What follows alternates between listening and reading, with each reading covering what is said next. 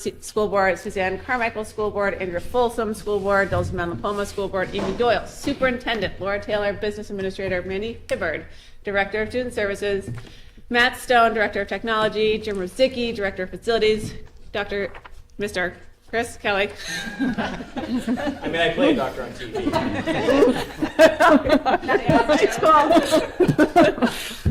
Principal Patrice Brown from Harold Martin and Dr. Carrie Sindoni from Maple Street School. If we can stand for the Pledge of Allegiance soon. I pledge allegiance to the flag of the United States of America and to the republic for which it stands, one nation, under God, indivisible, with liberty and justice for all. Great. Okay. I'm going to just kick things off with like two very quick comments, and we're going to hand things over to Amy and Laura. As everyone knows, this is literally day one of a almost exactly 5-month budget cycle that we have. So this will often feel like a sprint for all of us, because I think that we really live these numbers, and you guys live them certainly every day, and we live them on a different level every day with taxpayers, but this is 5 months, right? So like we are here for the long haul to have a strategic discussion about what the district needs, what the district is requesting, how that fits within the context of Hopkinton and our tax base, and what we are trying to do to support students, the academics, and their development as children, okay? This is our work session where we are going through the operations accounts. Staffing and benefits will be handled in a November meeting. Yep. And so what we have talked about is like, please, everyone, ask questions. There is a lot of information. I didn't hear Laura will talk us through what she has been doing in her first quarter of being a VA to sort of bring her take on things. If everyone here does not have a answer right away, like we are going to ask all the questions, please come back to us next Tuesday, whenever, with information. You know, like you guys don't need to know like where every single penny goes. I think the goal is just to try to make sure that we can be as informed as possible, and I want people to feel free to ask questions. All right? Mm-hmm. With that, are we ready? Ready?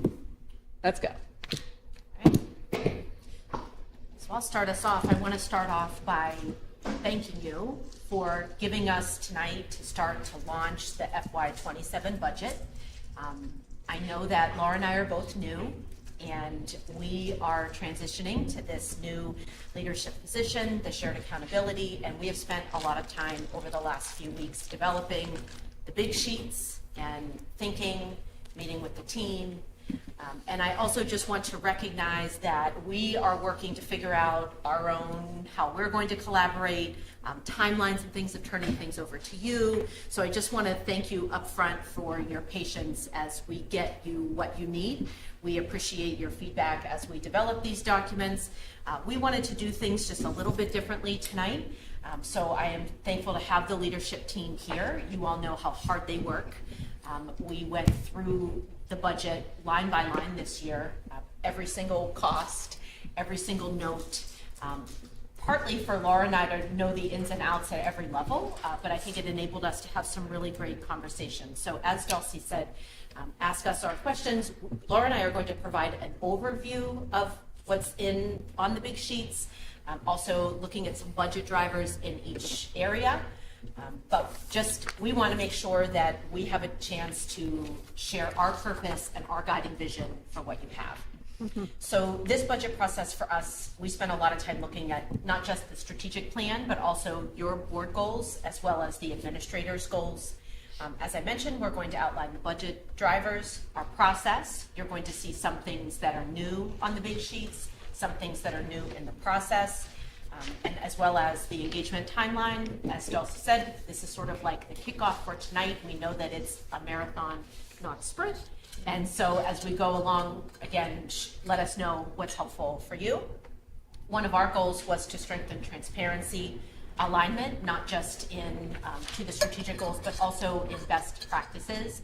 I know that when I turn it over to Laura, she's going to give you a lot of reasons why things are living in a particular line related to function codes and object codes and budget lines. And this is why she's so good at her job. But there are going to be new things that you'll see in the documents. Mm-hmm. But we're committed to collaboration, transparency, and shared purpose throughout this process.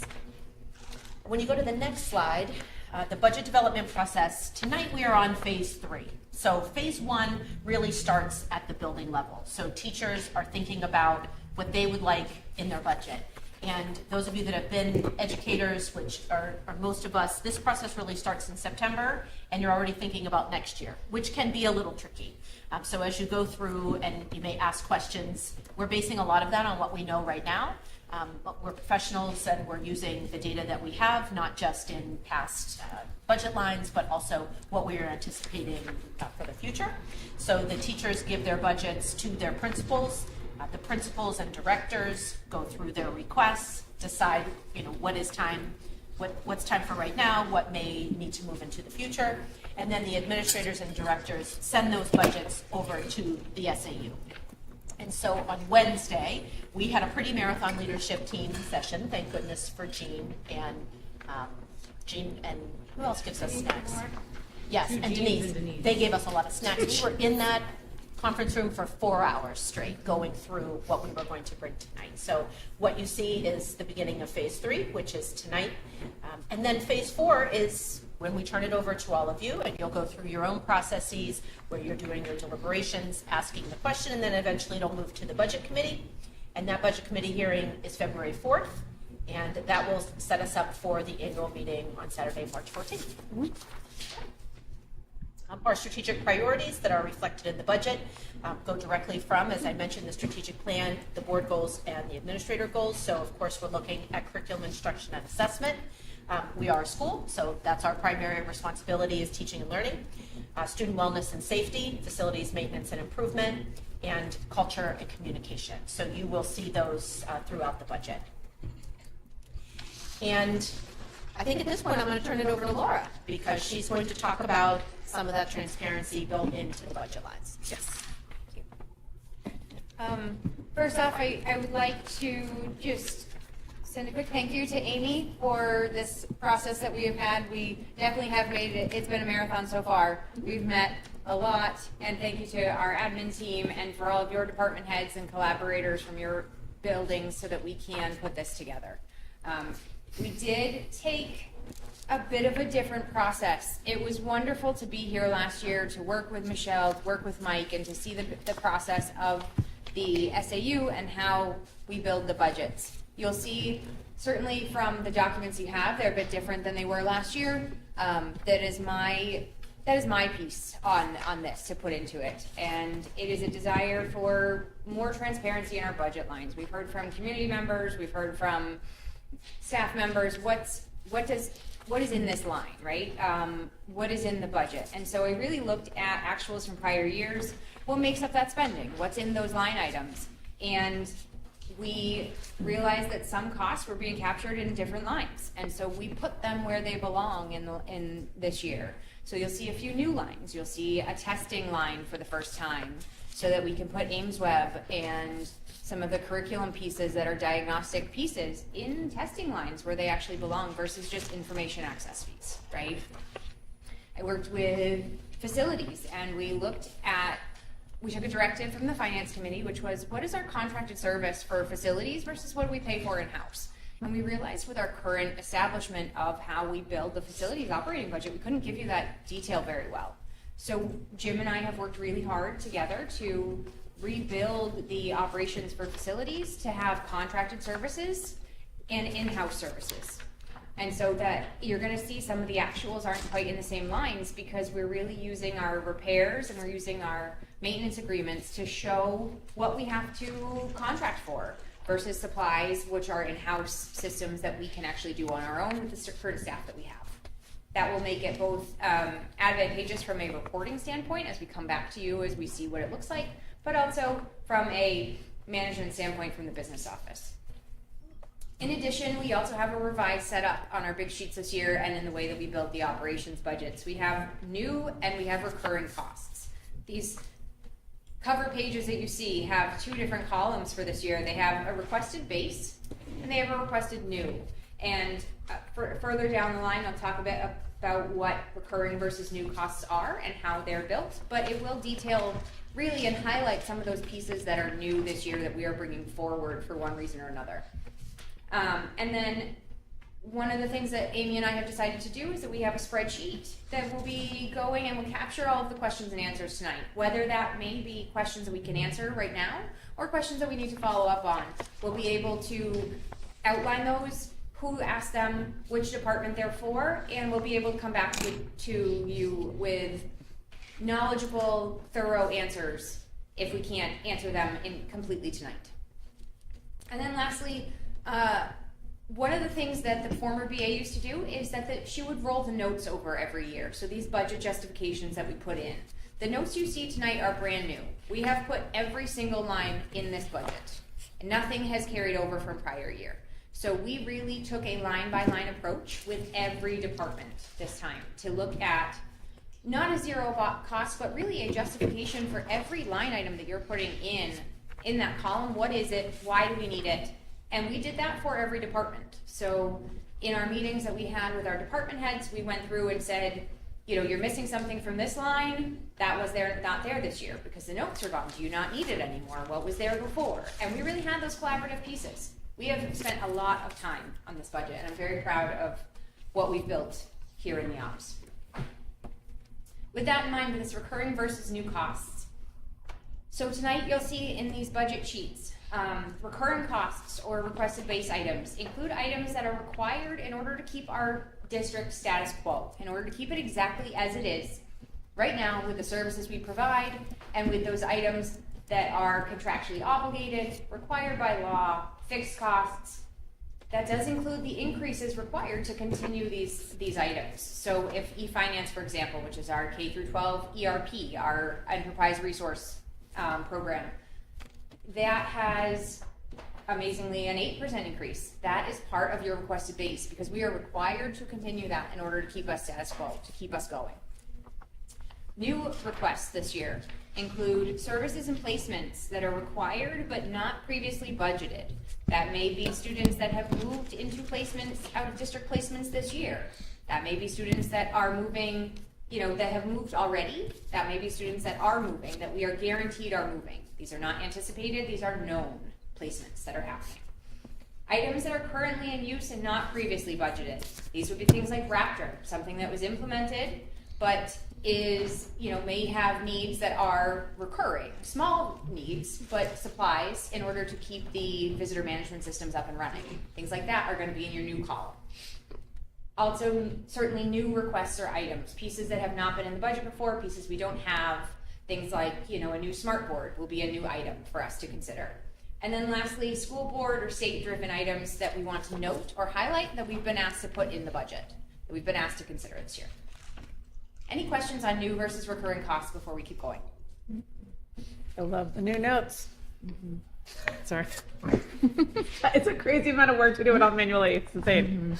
Thank you. You're welcome. So budget drivers for this year, we feel like there are really 5 primary budget drivers. These are rising costs, special education, curriculum, transportation, and facilities.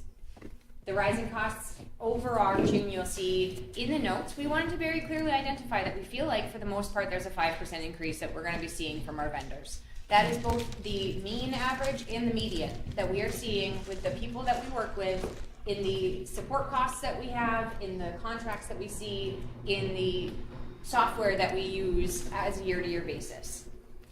One of the big things has been that we have traditionally done annual costs and annual renewals with these. One way to potentially cut costs in the future is to consider multi-year agreements with non-appropriation clauses. That would give us a chance that often allows for a savings that traditionally was not considered in the past. That may be something we look forward to. So I will just add as a side note, one of the things that this budget process allowed us to do is to figure out what is working and what can be improved. Where are items that maybe we can, whether we can do it today or we can do it this year or even next year, where can we improve on the service that we provide to students in Hopkinton? Special education budget driver, this is not a new one for us, right? The cost of special education continues to go up, and we are managing the cost the best we can and the student needs the best we can. We talked a lot about, you know, we'll go through personnel later and in a few weeks, but we did really talk about the costs and their associated needs in order to meet our students' goals and their IEPs. Curriculum, Superintendent Doyle is a fantastic curriculum director. She is just so impressive. And so we have learned very briefly, I've learned so much about teaching and learning in the last 3.5 months, and increased needs in curriculum, instruction, assessment, and professional development in order to meet the needs of all of our students.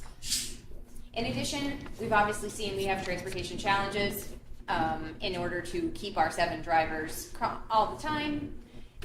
We also have transportation challenges when it comes to special education and when it comes to McKinney-Vento, which are our identified homeless students that are in town and that go to school here.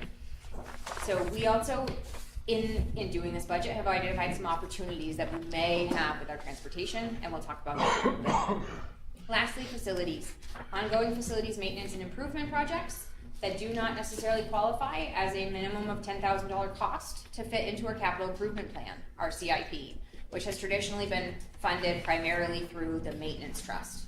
These are projects that don't qualify for that, and so we may need to have them in the general fund budget in order to keep our facilities up to date, which has been identified certainly as a goal from the school board. So what do the numbers mean, right? There is a copy of the operations accounts, what we consider non-salary and benefits. There is these documents that the school board has, that the administrators have, will be attached to the agenda. And once the budget site is up and running, we will also have them available there for people at home to look at. We also have paper copies available here, and we will have paper copies available at the SAU should someone want to come and pick them up. The paper copies are 11 by 17, which makes it a lot easier to review some of these items. So what does that look like? That looks like, right now, for the operations portion, which is about, let's say, 20 to 25% maximum of the Hopkinton School District budget. We are asking for a $609,000 increase right now.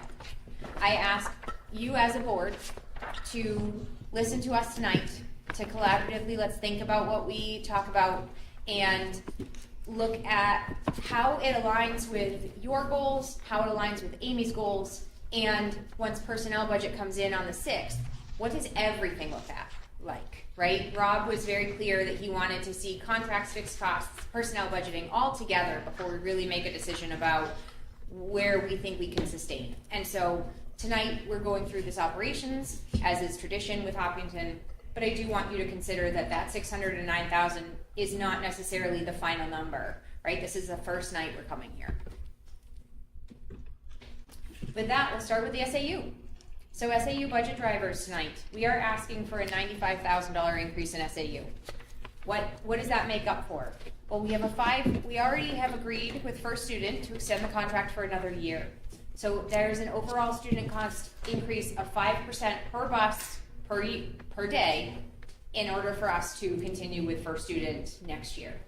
That also extends to our special education regular bus, that extends to our athletic buses, that extends to our field trip buses. We have 5% across the board there. It also extends to CRTC, so our vocational schools, we run 3 buses to the CRTC program, and those are also going up 5%. And then lastly, I have put $30,000 in the budget. You will see it under a new line, which is called 2790, which is homeless. You'll see it in the SAU, it's one of the last lines. It is called McKinney-Vento, and that McKinney-Vento rule is a federal law that requires us to provide transportation for students that are unhomed, that have, for one reason or another, had to leave their homes in Hopkinton, but it is in their best interest determination to stay here. And so we need to provide their transportation. We cost share it with whatever district they're living in, but this is a cost that needs to be in our budget in order for us to continue to get Title I funds. And in the past, it has not been in there. It is one of the corrective actions we've got from the federal government when they came and did our corrective action, and so we are putting that in. You'll see there are 2 different lines. There's $20,000 for a transportation by others line in the 513. That is if we contract privately with a small group or with First Student in order to transport those students. There's also a 580 line of $10,000, which is a travel line. It is a very common thing with McKinney-Vento to offer families mileage at the IRS rate in order to transport the children back and forth to school. And so we do differentiate between the cost of those, and you'll see that in the budget. I just don't want there to be any confusion. It's all mileage, it's all transportation, it's just the different types of transportation that we offer. Amy, anything to add on McKinney-Vento? No, I would just say that it's common to offer the mileage to families because it's a real cost savings for the district.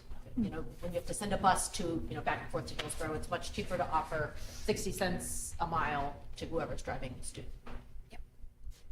And then one of the other larger drivers, we've been talking a lot about food service. We talked a bit earlier this month about the fact that the food service program lasts over $100,000. So you will see also it is a 5221 line. That is our function code. It is a increase in the food service transfer that we do to 125,000 from 100,000. As of right now, food service is still going to potentially this year have a loss, even with the cost increase. We kind of knew that when we looked at what it was the actual loss and what we increased. I'm hoping that we can consider increasing again, but right now, the way things stand, this program unfortunately may continue to lose some money, and so I just want to be conservative with that and talk about it a little bit more, that we may need to increase that number for next year now that she doesn't have a fund balance. Other things that are in the SAU budget that are not massive drivers are certainly that 5% that we talked about, software increases, and a very small increase in the supplies for the office. Dulcie, would you like to ask questions now, or would you like to continue with all departments and then hold questions until the end? I think we should ask questions now. Is that okay? Otherwise, I think it'll be a tough go. Okay. All right. Any questions? Yes, just so you know, the SAU, this is supposed to go in line with the direction of them in your packet. So the SAU is the first budget in the packet.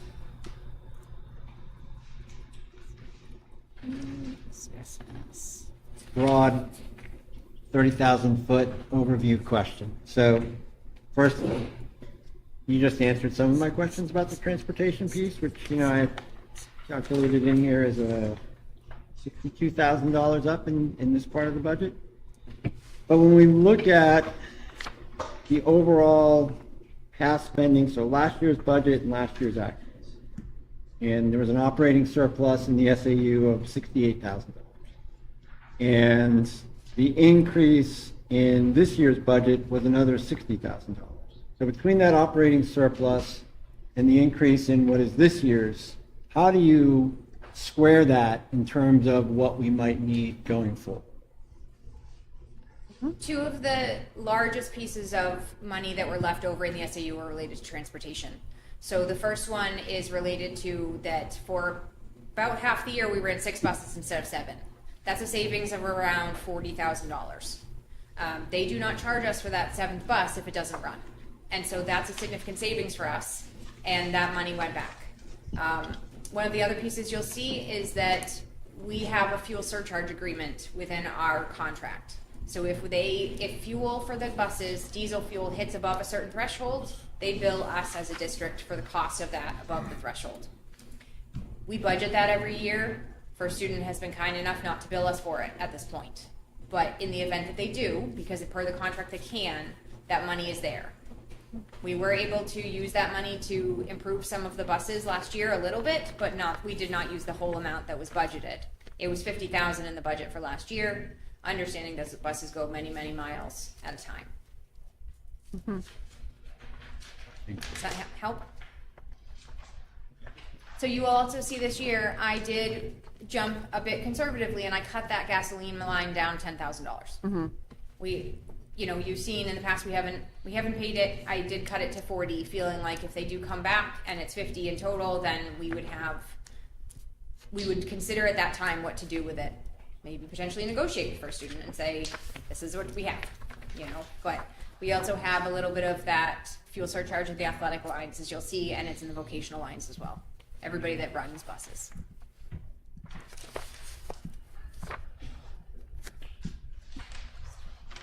So I did mention to you, Jonathan, go ahead. Just a super quick on the tuition line under, it's like 2320 560 line. Mm-hmm. What is that? That is tuition. for the superintendent for her contract. I don't understand that. I'm getting my doctorate. Oh, okay. So it's quarterly. Now I understand. People get continuing ed. Okay. Yep. I have 2 classes that are Okay. in the budget. Just want Yep. to make sure I know what the line is. Thank you.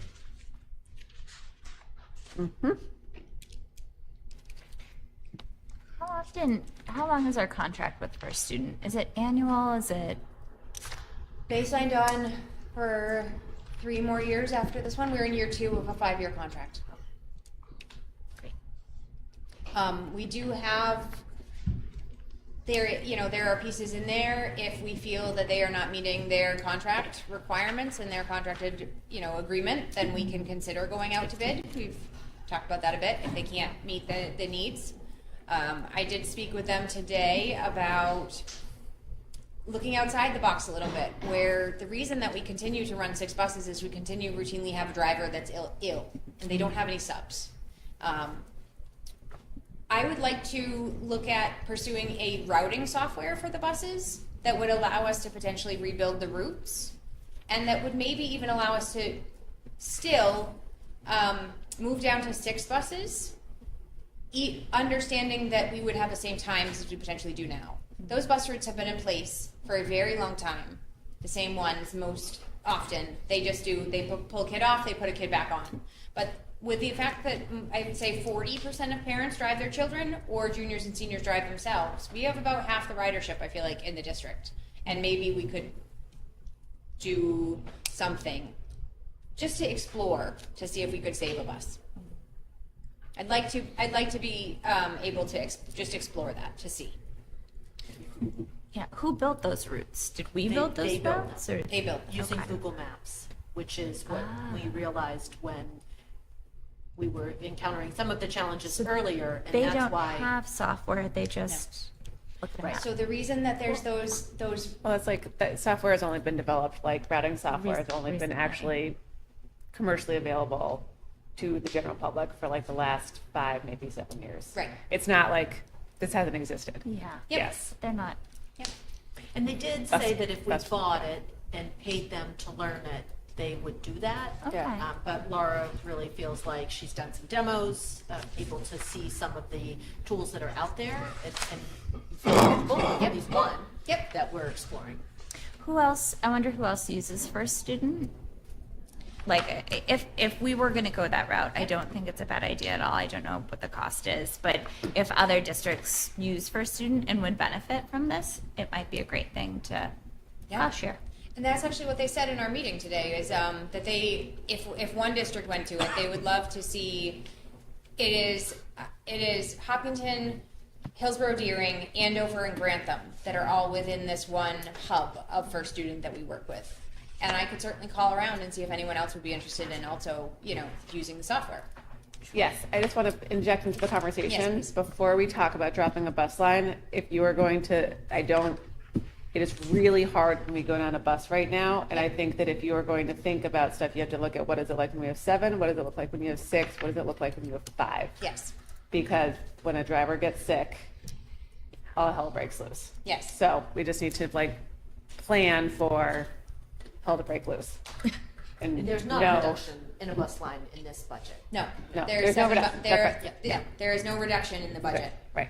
I just want to, I'd still be interested. Be thoughtful in, about even that. Without Yes. dropping a bus line, just having better routes. There's a sidelight question to that, and it came up last year. What is the law regarding where you need to pick up a student and drop off a student? The law is that we are legally required to transport grades 1 through 8. And we can pick up students, legally the minimum is 2 miles from the school or more. And the bus stop needs to be within a mile of their home. And it needs to be within like 800 feet of a turn so that people can see the bus there. Or 500 feet, I think, in order to be able to safely stop on the road.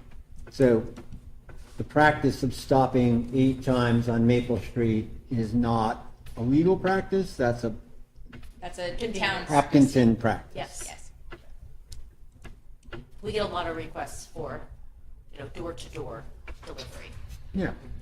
And then you know, that, obviously, every time that bus stops is adding minutes to that route. And I would imagine if it's stopping, there are 45 kids and we're stopping 38 times, that's a lot of extra minutes in a Yes. route. Yes. I would also add, as a parent of small children, that depending on the age of the children who are coming off the bus, depending on their ability to walk a distance, it's a consideration. And I would add, as a Yes. parent, former parent of small Yes. children, they're capable of walking further than from their front door to the side. I of the agree. I totally agree. I totally agree. It's, And I think the rule is for Harold Martin students, they have to have an adult present in order to get off the bus. Adult or older siblings. Or and we'll older get off sibling. With middle school siblings. Until they're, yeah, in fourth grade. Yeah, until Yeah. fourth grade. We have had requests for them to get off on their own, but we, as a district, don't allow that. Can I ask a different question about the SAU budget and where things land? So I was looking at Jim's budget in our conversation about the performance contract and where that money lived. So now that we've moved the 44,000 out of the CIP into the facilities budget, it's $173,000. Yep. Well, it seems like that should be in the SAU side of the budget and not in the facilities side of the budget. And I don't know why that decision was made when it was made, but the facilities department didn't say, I want to go out and execute what is essentially a bond on this work and then have it live in their budget. So just as principal on the bonds lives in the SAU budget, why would we not put the performance contract in the SAU budget and take it out of the facilities budget?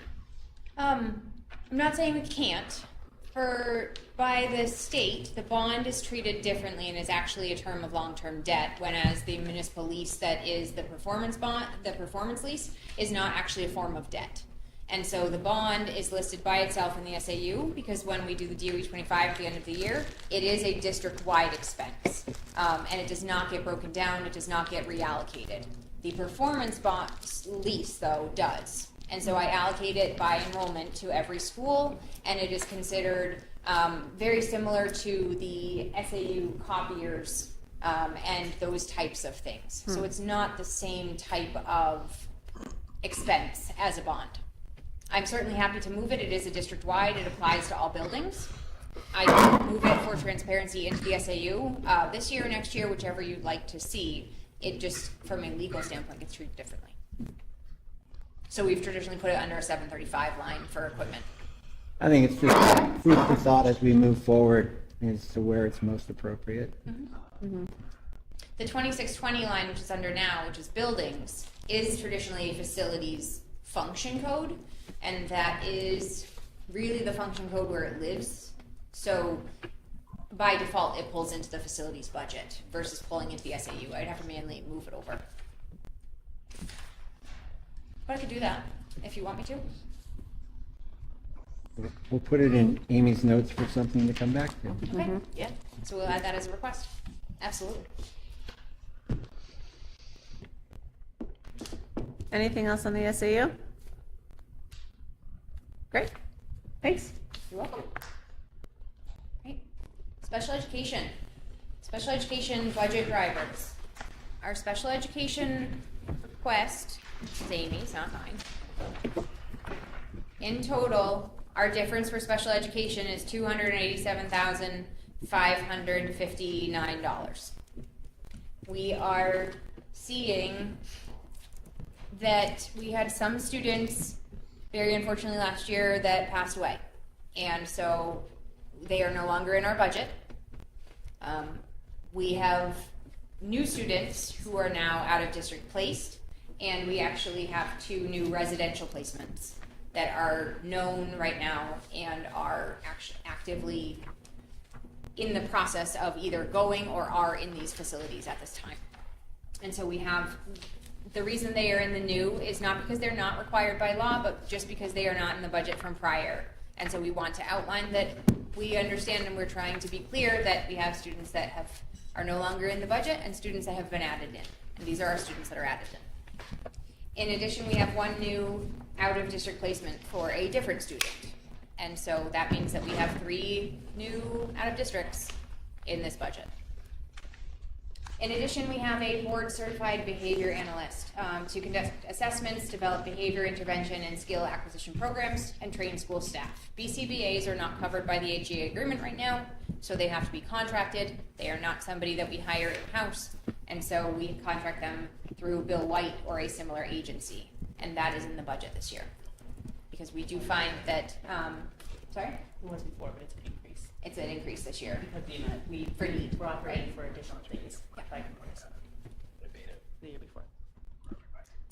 The special education budget, as we know, is confidential in terms of more specific details.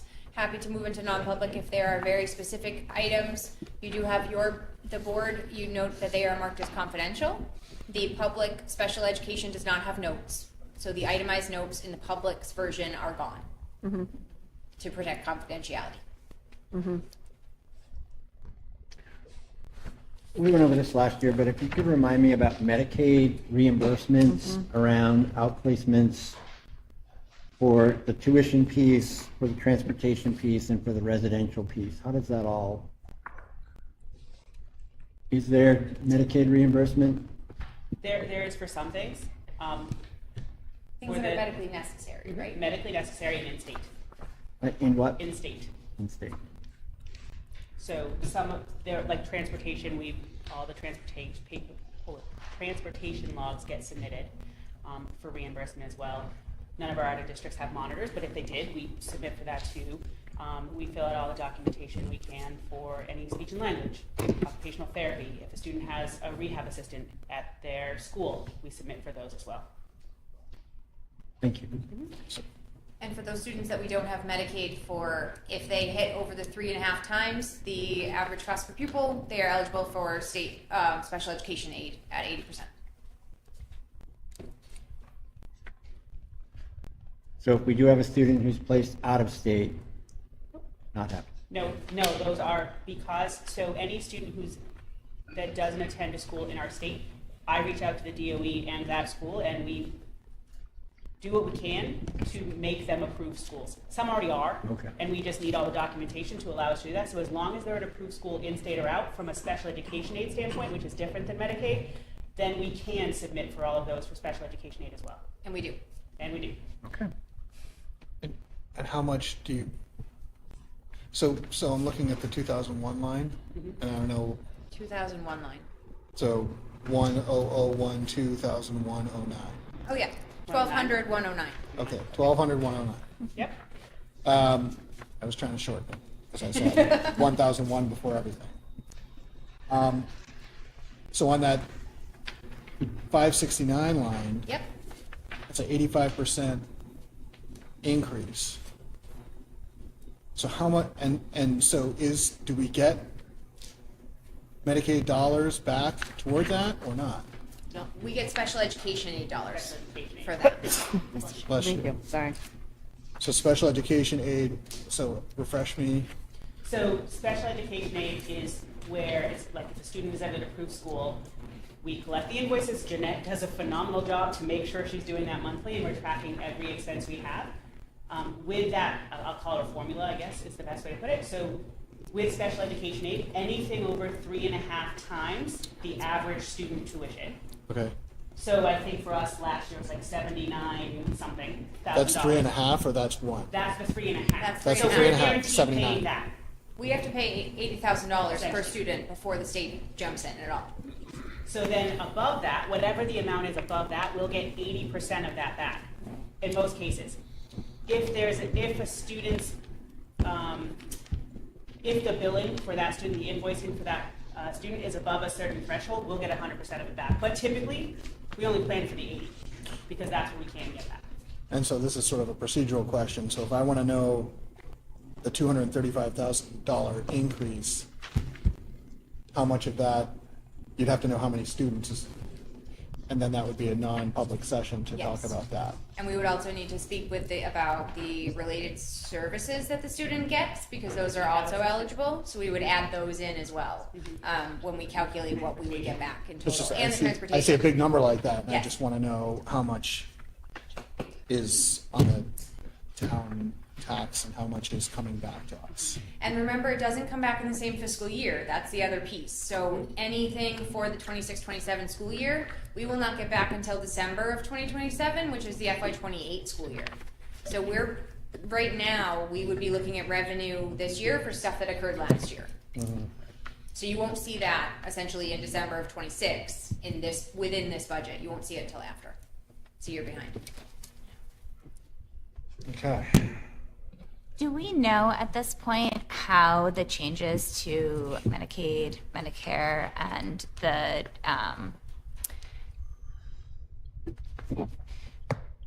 disassembly of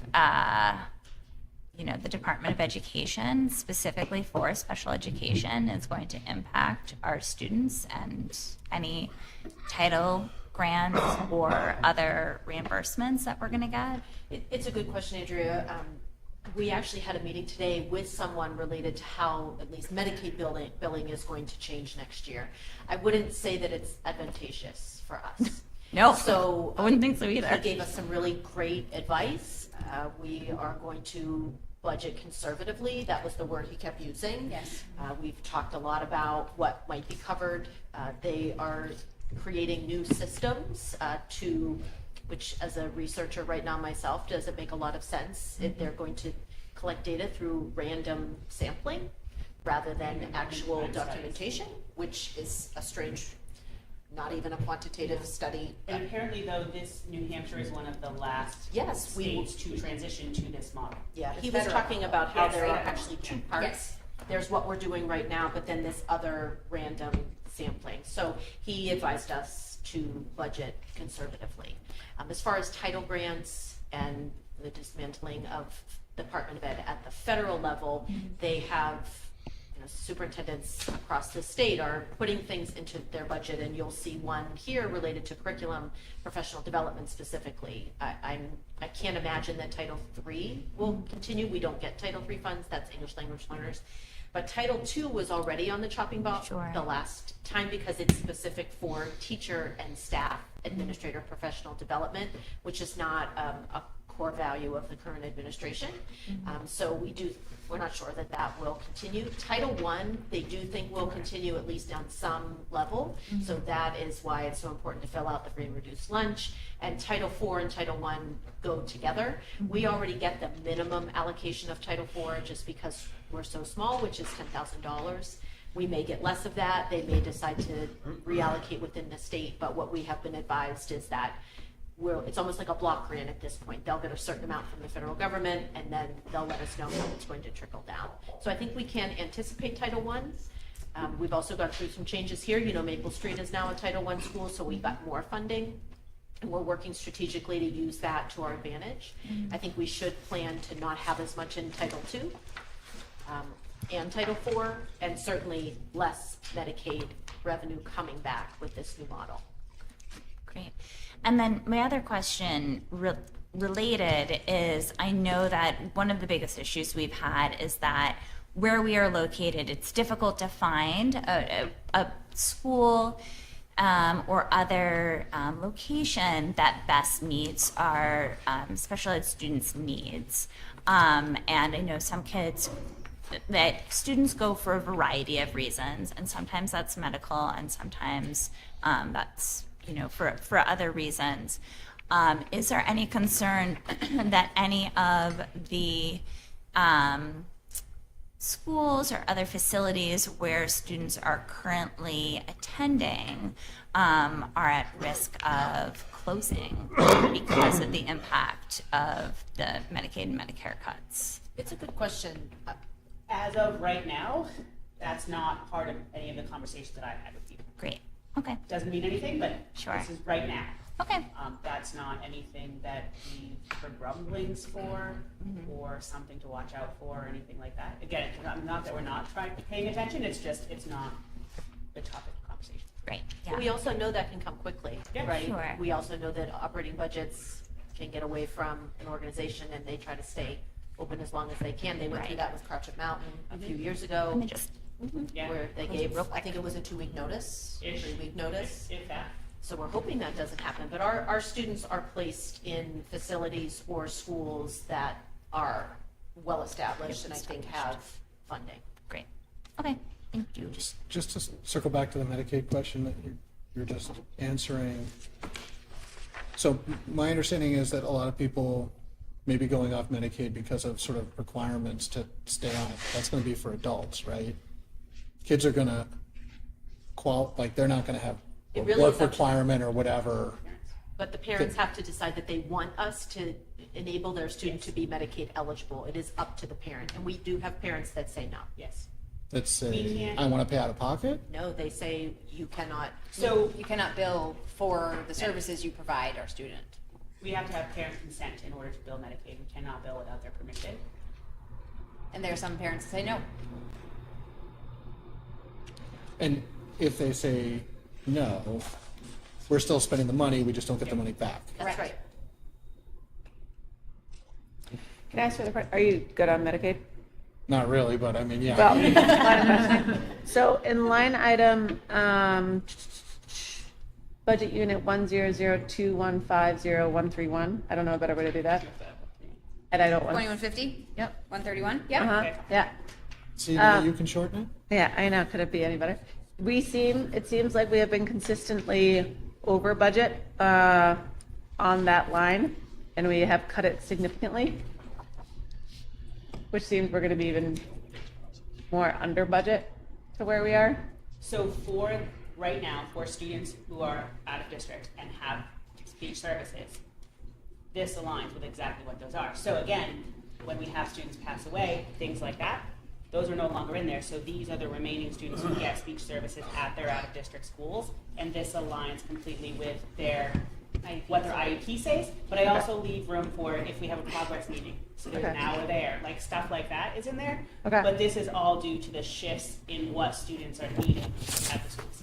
Okay, cool. You'll also see, it's a good point, Dulcie. So if you look at our budget, we have 10-0-2150-055, which is district-wide speech services. Yeah. And then we have 10-0-2150-131, which is speech ESY, which is extended school year. Yeah. We have to break out the cost of extended school year items versus school year items. Right. And so in total, we have, it's a great point just to point out, you're right, we have a reduction here, we obviously spent a lot more, but that 5740 plus the 950 would be our total speech for the year. Okay. And if you take a look at this as well, right now, 25-26 actual to date that you can see is because we are contracting with a speech pathologist because we cannot hire one through the AGA. Okay. Great. Can you also talk about the Learning Ally software, which had a bill in 24-25 and in the 26-27? Yes. Here, yeah. Learning Ally is a software program we discovered in December that Learning Ally has been purchased year after year as a program to be used, I think, at maybe Harold Martin? No, it's used in multiple schools. Multiple schools. But it was not part of this Cognos report. And so we were missing that line item for Okay. years. And so now we are actually budgeting for it. Okay. It's the first year it's shown up on your Cognos reports, Thank which you. are what these are called. Great. Thank you. Can I just also ask, because every year we talk about transportation costs, and so on the 2722-109, we have transportation by others, and then on the 2722131, we have the special ed transportation. Yep. That's an increase of like 40, almost 44.6, and this one is an increase of 333,005. It costs us between $400 and $500 a day per student to transport out of district. Per bus. And okay, I'm sorry, what numbers again? How much per day? Like between $400 and $500 Per day. per bus per day. So it's almost a $400,000 increase between those two lines. Because we are because we are legally required to transport those students to their schools. And that's an increase of 400,000. We've got two kids at new residential new placements and new out of district students that now are moving back and forth. Okay. I guess I flag it just because it's such a big chunk of change. And we do, we do everything we can to, like, who can ride share? Who can go at the same, like, if you're going by that place, can you pick this one up and take them with them? And sometimes it's not possible, depending on start time for one, end time for another, things like that, or just what each student might need. Yep. It also contributes, but we do everything we can to ride share. These are one of the things we're consistently fighting. We cannot use the minibus for home to school, school to home, because we do not have anybody that is school bus certified. Even though you do not need a CDL to drive a minibus, in order to do that very specific pickup at the home and drive them to school, we don't have anybody that is trained or rostered with the state to provide that service. So we cannot use the minibus to drive them from Courier Road to somewhere, you know, or from Maple Street to somewhere, or from, you know, anywhere. We cannot do it. So that's a different cert than what coaches get when they drive the minibus? Yes, to school. That is what's called a multi-use bus, which is only for co-curricular activities.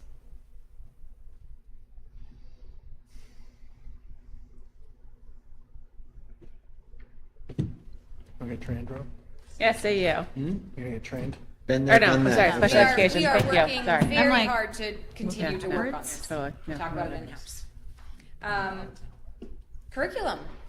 Anything else? We're good? All right, team?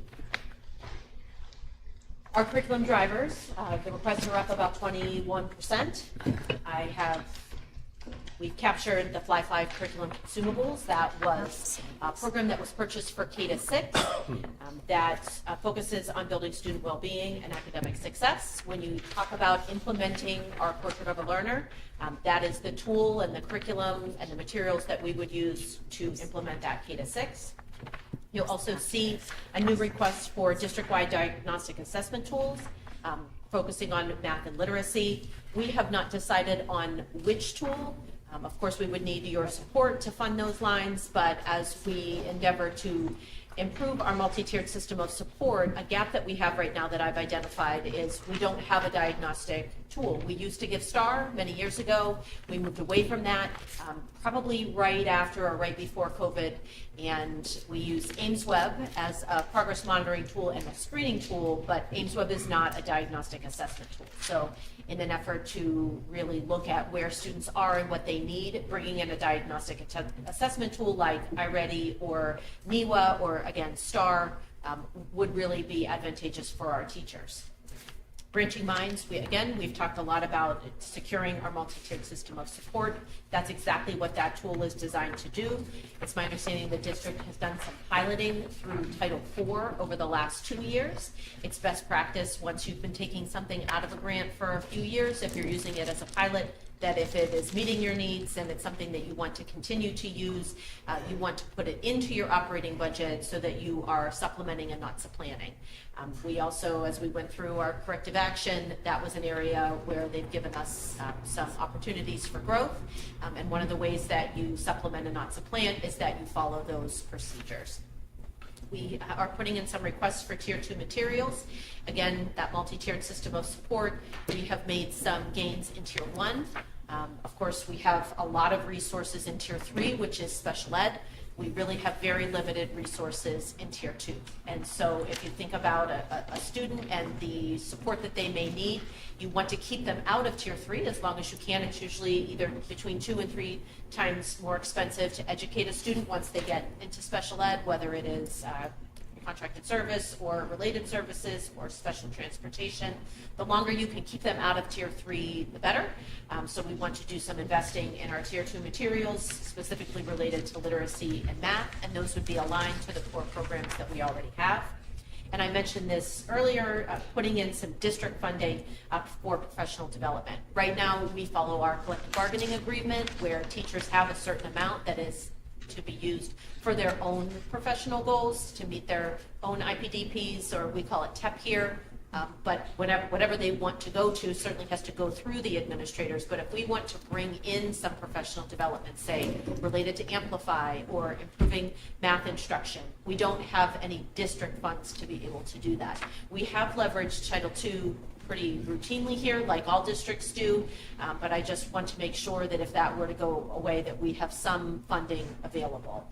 And it's been my experience that teachers enjoy and really benefit from ongoing high-quality professional development, either from our own local experts or from others in the field. Questions about curriculum? I do. So when I look at the DW curriculum, the 221-2038, so this is where you have the Fly 5 and the Branching Minds. So there's savings here because we no longer need books and dues for documents. And then I see $16,000, almost $17,000 increase. Looks like Branching Minds and Fly 5 curriculum online component are conflated, or make that up. First page, second line. Oh, okay, So sorry. I'm- The branching minds that you're seeing in there is something that's been in Title IV for the last 2 years. Title IV is one of those that is a federal grant program that once, it won't let it live in there forever. So if we keep branching Okay. minds, which is a diagnostic tool. No, the it's a data, multi-tiered system of I always get it support.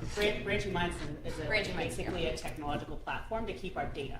So then when we're building, so within, and making decisions within our MTSS framework, we have the data all in one location.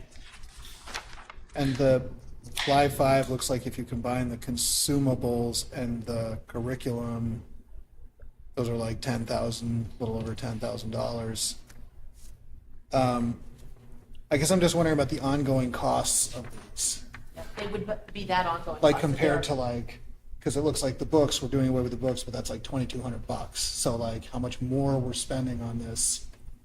And I have a similar kind of a question when I look down at Amplify. I see a $1,500 increase, a $2,500 increase. Like how much the ongoing costs of these online educational programs are compared to, you know, textbooks. It's a good question. Consumables, you will see that as a reoccurring cost. So they can go up and, be an increase just like our 5%. So consumables that go along with Fly 5, there are materials for the students. So if you think about, there's probably a workbook, there are some cards for them to interact with the content. The online information access fees for Fly 5, again, will be a reoccurring cost. That is for the classroom teacher or any other of our interventionists that want to access that platform. The amplified costs that you see below are for the Tier 2 boost, which is what they use at Harold Martin. We are not using it here at Maple Street, so right now I would see that as a reoccurring cost to serve students at Harold. So I guess my overall comment is it seems like, sort of tens of thousands of dollars every year as opposed to, educating in a more traditional, like the older way on books. It seems like it's a. Oh, I would actually say, and we really So, do need I'm to buy asking- some textbooks. There aren't any in this, but our first CIA meeting, we were discussing how we have, social studies textbooks that are very outdated. They talk about Senator Barack Obama and don't have accurate geographic labels. So that is important for us to unpack. But I do think the Fly 5 curriculum, and Patricia Carey can jump in, it is a very traditional way of talking about your self-regulation skills. Yep. The consumables are for the student. They have cards and interactive materials. They don't send, if you think back, I'm trying to think of, they used to have this program called Second Step. And Second Step came with a big kit that was probably as big as this table, and when you opened it, there were books to read and things for the students. That's where the online piece for the teacher. There are books that come with that program, but the online portal. Yeah, and I didn't mean to. I'm not commenting so much on the quality of the educational component. I'm not qualified to really do that. It's more the cost that I'm thinking about. If it Because helps it's kind of how you- licensing works. Yep. Right. It will Like, be so reoccurring. It's a and large increased. cost. It is moving something forward. that helps me think about it when I break it down as what is the cost per student. So this is available to all kids K through 8. So that's why I thought it was K through 8. It's K to 6. I mean, it is available 7th and 8th grade, but we're not using it at the middle school. It's just K to 6. Okay, well then my data is wrong, so I'm not going to say that. Okay.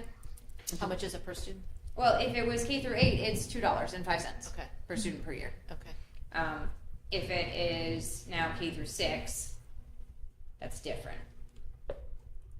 It would be $3.40 per student Yeah, per so year. 350. Right, but the comparison in my mind is like versus not paying a licensing fee on textbooks and having to replace the textbooks. That's really what I'm thinking about. Yep, absolutely. Certainly, it's going to be more.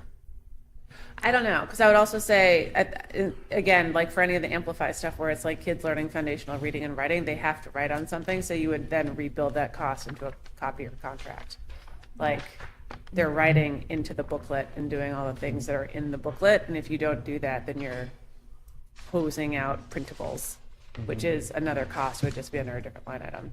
I don't know apples to apples, but like, you're printing stuff no matter what for kids who are learning how to write on a grid. Really, when you look at current reading instruction and programs, they're pretty much comprised of the online component, the workbook, and as Elsie said, the writing, especially in the younger grades where they're really using a phonological approach.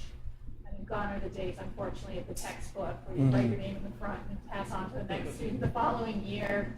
It's just not the way reading instruction tends to work. And I think you're, not to speak for you, Jonathan, but that is how they make money, right? That is the model. But I also have, in my previous role, we bought textbooks routinely every year. We had a textbook replacement cycle that coincided with the curriculum review cycle. So say, for example, if social studies were up, we would have a social studies textbook purchase. We got into the habit of buying a class set because we do have students that do better with a physical textbook. And then we ended up with a reoccurring cost for information access fees for students that wanted to access that textbook online. And it also provided teachers with on-demand and updated materials because, as you know, once you buy a textbook, we don't want to replace it every year, every couple of years when things change, but the online version can be changed pretty regularly. I was going to ask, are we negotiating these contracts with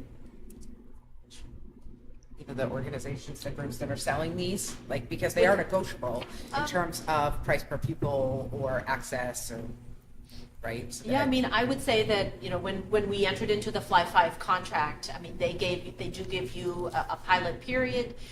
They will give you some, free things. But have we said to them, we're only going to give you $5 a student, $2 a student? No, that is not how.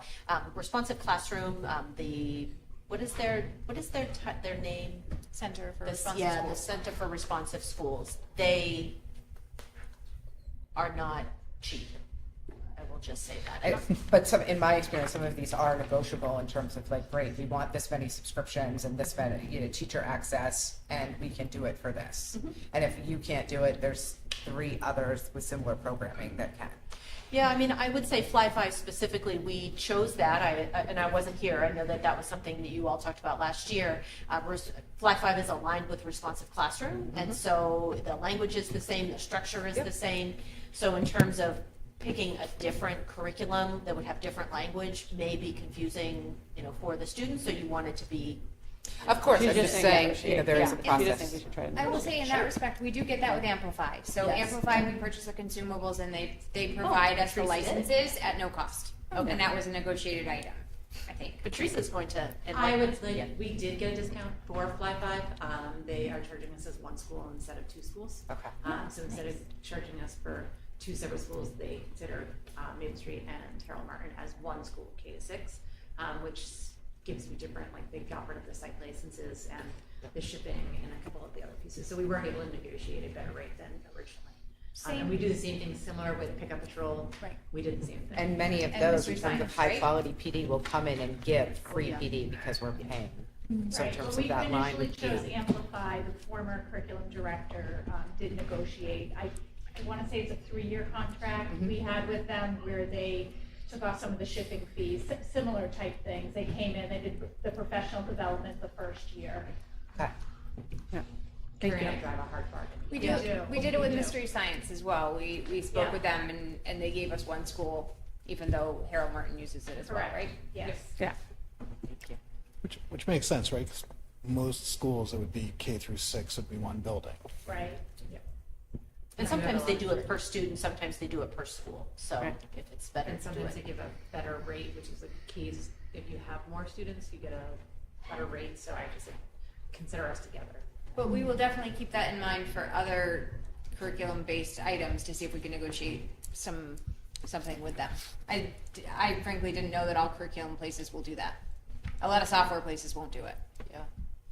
So that's a great idea to think about. Thank you. And it hasn't been my experience that all will do it, but you're right, there Well- are some that want your business. I think as the Yeah. market gets larger, they become, I think, just a little more willing to talk about And pricing. it definitely depends on the content. Yep. If you're, trying to buy something from Right, and I don't Starbucks, want you buy folks to think about Yeah. changing every year, that's not, but scare them a little, Amy.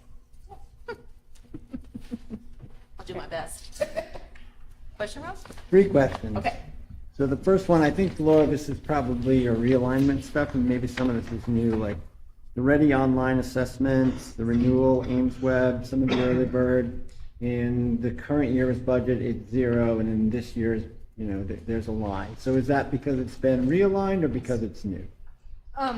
Both. So that's that 644 line that we spoke about. If you look at the bottom of page 1 of the curriculum under 10.1, 2212.038, that 644 line is brand new this year.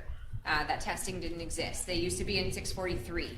So the expenses for Ames Web would be in that line, and there's a little note that says Ames Web moved to 644. So you can see that that's that traditional Ames Web piece that's actually in 644. iReady is new this year. And it might not be iReady. It might not be iReady, we're using that as a placeholder, but that online assessment and instruction piece for 3,420 is a new request this year. Okay. That one has not been implemented before in the district. Same page, 3049, the district-wide instruction PD. So there's a note for $10,000 admin-directed professional development. Yes. I think I'm pretty sure I know what the contractual HEA stuff is, but I don't know what that is. Yeah, that was what I was just talking about, that we don't have any money at the district level to pay for professional development. We typically have done that through Title II, and we really don't have any other ability to pay for professional development. It's really for their HEA and HES members through their contract, but we don't have any money that's at the district. So like if you were going to bring somebody in to do a day Yep. or that kind of thing. That would have had to come out of Title II in the past, or, I'm sure Michelle would have had access to some lines to be able to bring some things in, Right. but there's no purposeful budget for it. Now that's a designated thing. We Okay. found that the HEA money, that $400 per person that's in there per the master agreement, they now have, before there were pieces that we kind of had an agreement that the district could use a little bit and they could use a little bit, but, or most of it. But now that there's that ability for them to get additional reimbursement at the end of the year in the new master agreement, we can't really use that money anymore. So we don't have the ability to do any admin directed PD that says like, oh, this workshop came up and we think it's really beneficial for you. Can't ask you to use your $400 because you didn't choose to go. So that's what this is meant to align with. This goes back to the operating surplus for this particular department last year was $89,000. So I think in your question sheet, it would be interesting to see how much of that breaks out for PD not used versus underuse of other lines, just to sort of like see if there's ways that the overall ask of 47,000 might be a little tighter ship in other places. Other underages. Can you say the last part again? So the ask of the increase here is 47,000. The operating surplus last year was 89,000. So if you strip out PD not used, what would that be and in what lines? And is that fair to say if it wasn't used in the past, do we still need it? Have those lines been reduced? Can it be a head against the $47,000 increase? Sure. If it's contractually, we will definitely look at it. If it's contractually obligated, I'm stuck. And I will tell you that HES doesn't use a lot of their money, and they get $8,000 a year, so that significantly, typically That's why I'm curious, is the 89,000 like $60,000 a PD that we have to budget for, or is it 45,000, or is it, what is that number? If you take a look at 10-0-22-13-018, it's our third block on this first page. You'll see that HES last year received $8,000 per their contract, and they used $568 out of that $8,000. They, but the year before they used 2,569 of that money. So then, that is definitely something for us to look at. Yeah, and I think at different schools, it seemed like there was less use at Harold Martin versus at the high school, so it could be where people are in their careers. Yeah. That would be good. Thank you. Sure. Can I ask an insane question? I would assume, given the amount of communication we hopefully do about the contracts, that everyone knows what their PD dollars are. And we just be like, yeah, professional development, sign up for stuff, Yep. do the things. We did something new this year where I put out essentially financial procedures for the year. And on the third page is exactly that. It is how do you, use your PD money? How do you go to conferences and workshops? How do you do courses? And so we're really hoping that will draw some attention. And can we nudge the unions to be like, hey, it's October. Have you signed up for your PD? Hey, it's January. Mm-hmm. Right? Sure. Great. It's there. People want to use Staff it. meetings? Yeah. Great. And if people don't want to, but if it's there and if people want continuing education, they can use it. Yeah. Or not. I don't know. Okay. Well, anything else? Great. Okay, great. Next is technology, and we'll continue to go through the department budgets a little bit. Mr. Stone, if you want to come up. Our hope here is that Amy and I will try to go through the budgets as much as possible, and our department heads are here for emotional support and to answer questions that we certainly cannot, and to add in where they feel is necessary. So we'll do the technology budget drivers first. So our technology requests are up about $43,000. That includes a network upgrade, and we would use those funds to upgrade the classroom wireless. That improves the bandwidth, strengthening network security, reducing downtime, supporting high-density use during testing and online learning, and ensure compatibility with those newer devices that we're hoping to replace. The Chromebook replacement plan that we talked about earlier this fall, Matt has put that into his budget, allocating funds for Chromebook replacement, 2 grade levels of about 150 student devices at a time. And then the final driver there is Diligent Community, the tool that the board spearheaded a couple of years ago to increase transparency and communication at the SAU level, whether that's committees, school board meetings, documents, policies. That is a pretty pricey tool, and you'll see it captured in the past, and I'm sure Laura can talk more about it. There are actually 2 parts to Diligent. There's the core program, and then there's an add-on for some of the committee pieces. Where's the line for that, Amy? For Diligent? Yeah. It is 10-0-22-25-046, 643. It's about halfway down on the first page. It's a big block. Total requested budget Information for access. district-wide technology information access fees is $61,550. Did you find it? No. Really? Not even close. 643 information access. It's in the middle right here. So it's So this, just it's to- this big block, but it's the Okay. top line. Okay. So just to go over it real quick, our account codes are made up of 5 pieces. And I think this is a great time to just go over that real quick. So we have a fund, which is Fund 10, as you see first. Then we have a location, and it's 1 digit, and it goes 0 through 5, and those are our buildings themselves. So anything you see that's 0 is district-wide. And then you have a 4-digit function code, and that's what that budget unit title often refers to. So this computer instruction. So 2225 is computer instruction. And then lastly, we have a 3-digit subject or a department code, which gives us more detail to break down, say, if it is, custodial versus maintenance versus English versus science, whatever it may be. And then lastly, you have your account, which for the operations goes between account 300 to 999. And those are broken down individually. So really we were grouping by budget unit, which is those first 10 digits, and then we break out by account. And then the notes are based on account, and then we are grouping per budget unit. If we can just use the page and the last 4 digits and the little top part where it says budget unit, that would make my life a lot easier. It's gonna be really hard for me because I think about it in the whole number, but I will do my best. So, It's a lot. can we go back to the Diligent? So what is Diligent costing us? $15,000. 15,000. So last year when we spoke about Diligent, a new ask was 8,000. We realized we put it in for 8,000 and we were missing the committee add-on piece, that piece for board committees Just and that, it's the policies, committees right? plus the policy. right, committees and policy, yes. So they give us essentially one bucket for meetings, which is the school board, and then we pay for the additional ones, which is the 5 additional board committees. So those are sort of broken out separately, so it's easy to see which committee is meeting when. But there's a cost for that. And Sound good and for while EMC. Diligent is What? very helpful, Sound good for EMC. it's a significant cost. Uh-huh. So when I Usually come to a three. board meeting, I never use the Diligent. I always just go into the drive and pull up the folder and use that.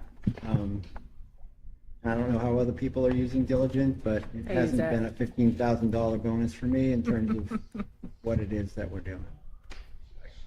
I know it, I Understand the know. advantage of spending money. True. For that, I know it definitely streamlines the point of access for the public into it. Otherwise, it was like a multi-point system trying to figure out where all the things were based off of the Google Drive system. I definitely use it. I also use the Google folder for backup materials, but I use it a lot during meetings. And I think it's also very helpful for minutes and keeping that live. But I hear your point. I'm just a user, Yeah. not on the other. And for the agenda too, right? And for the agenda, yeah. Yeah. And it's definitely It's in brought the in as folder. part of the board's focus on communication, especially around the board's goals, the strategic plan and policy. But if it's not meeting that need, we can certainly review. Yeah. I think there are parts of it that have worked. I think there are parts of it that have been less successful. Are there other platforms out there that Assembly other schools? is what the New Hampshire School Boards Yeah. Association has pushed. I went to a demo of it. It's similar.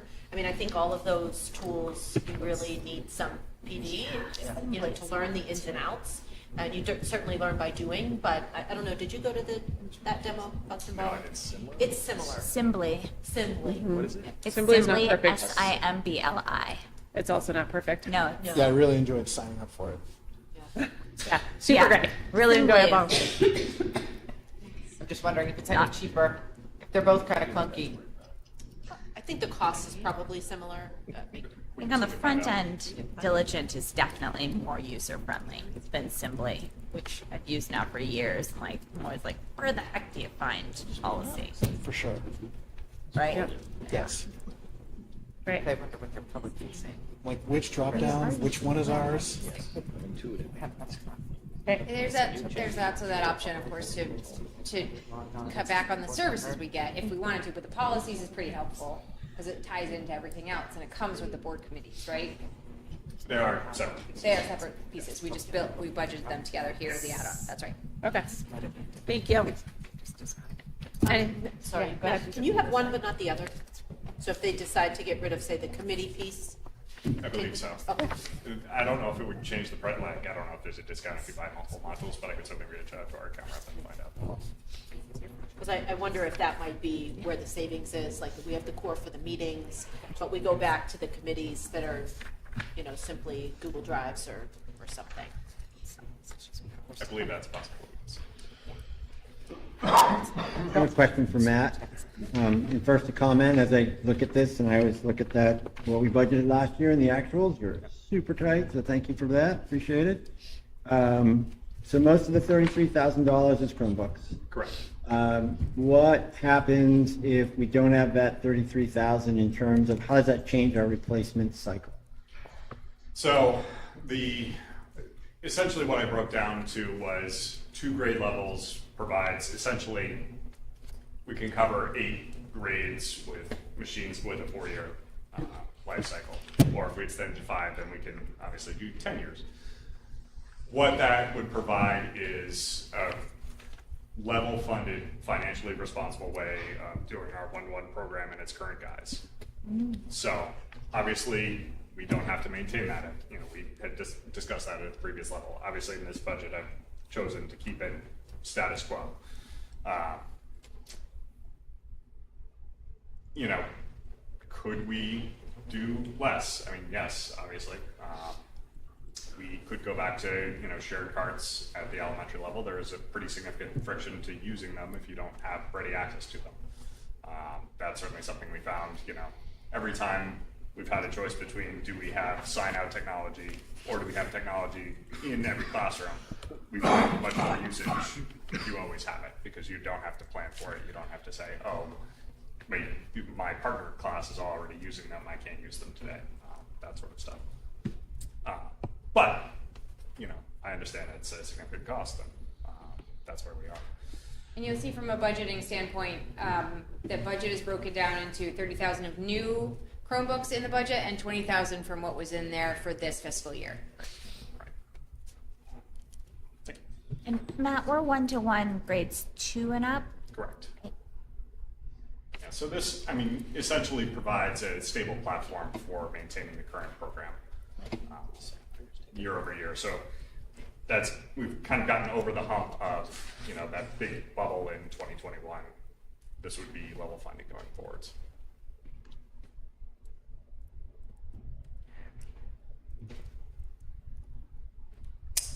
Anything else on tech? I did put a draft of the technology capital projects. It's a little bit rough, but that is in the board folder for this meeting. So that I really looked at mainly the networking projects. You'll see that our switches have largely been completed. So I sort of do 3 levels. Firewalls sort of connect us out to the world. Switches build our internal network, and then wireless access points provide Wi-Fi in the classrooms. And really, it's those Wi-Fi classroom access that is the next. We have a large number of devices that were purchased in 2017 and 2018 that are coming due to the end of life. We did buy 25 new wireless access points this year, so we've started that cycle. And then the big networking pieces, our vendors sort of give us an end of sale date for the equipment that we have, and then their lifespan is 5 years beyond that. So for instance, we bought switches in 2019 for the middle high school. Their end of sale was actually just in May. So they will be supported until May of 2030. So it's really an 11-year time span that they're supported. We were lucky in that we were able to buy early in their life cycle and get the maximum amount of support. And then some of those pieces, the vendor has not set an end of sale date. For most of our switches, because they were purchased in the last 3 years, I'm expecting those to be supported, you know, into the mid-2030s, I would think. So. That's very cool. And then the other piece, there is a firewall replacement. We have received information that there may be a possibility of getting a firewall for free through the Cybersecurity Municipal Grant Program that the state has been operating for the past 3 years. So that would obviously be exciting, because that would both save us some money, and going along with that is supposed to be high quality professional development for our team about that. So I'm excited by that possibility, but I don't have any details or timeline or anything like that. So, but since our current equipment is supported until 2029, I'm hopeful that that will hit before replacement cycle time. Cool.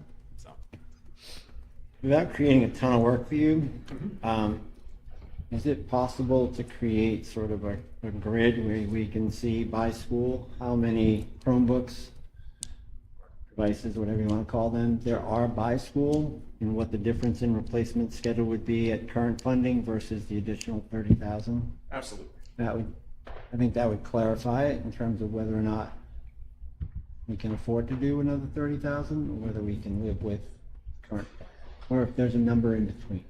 Sure. This is very cool. I like the draft CIP. Yes. Helpful. Yep. But then we always have to keep in mind too, if we're gonna phase out personal devices in classrooms, our hands are a little bit tied. Okay. Thank you.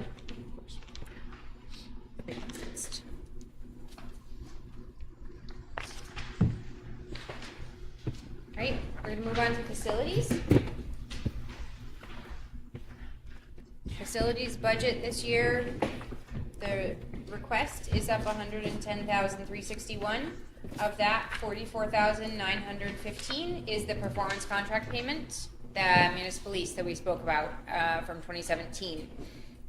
When that was implemented, there was discussion that 3 of the 4 payments per year would be from the general fund and 1 payment per year would be from the CIP or the maintenance trust.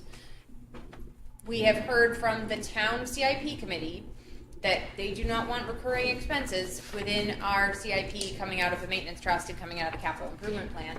And so the directive from both the town CIP and the school CIP is to move it into the general fund. And so you see that in the new column as that is now being put into the general fund for the first time in the 26-27 year.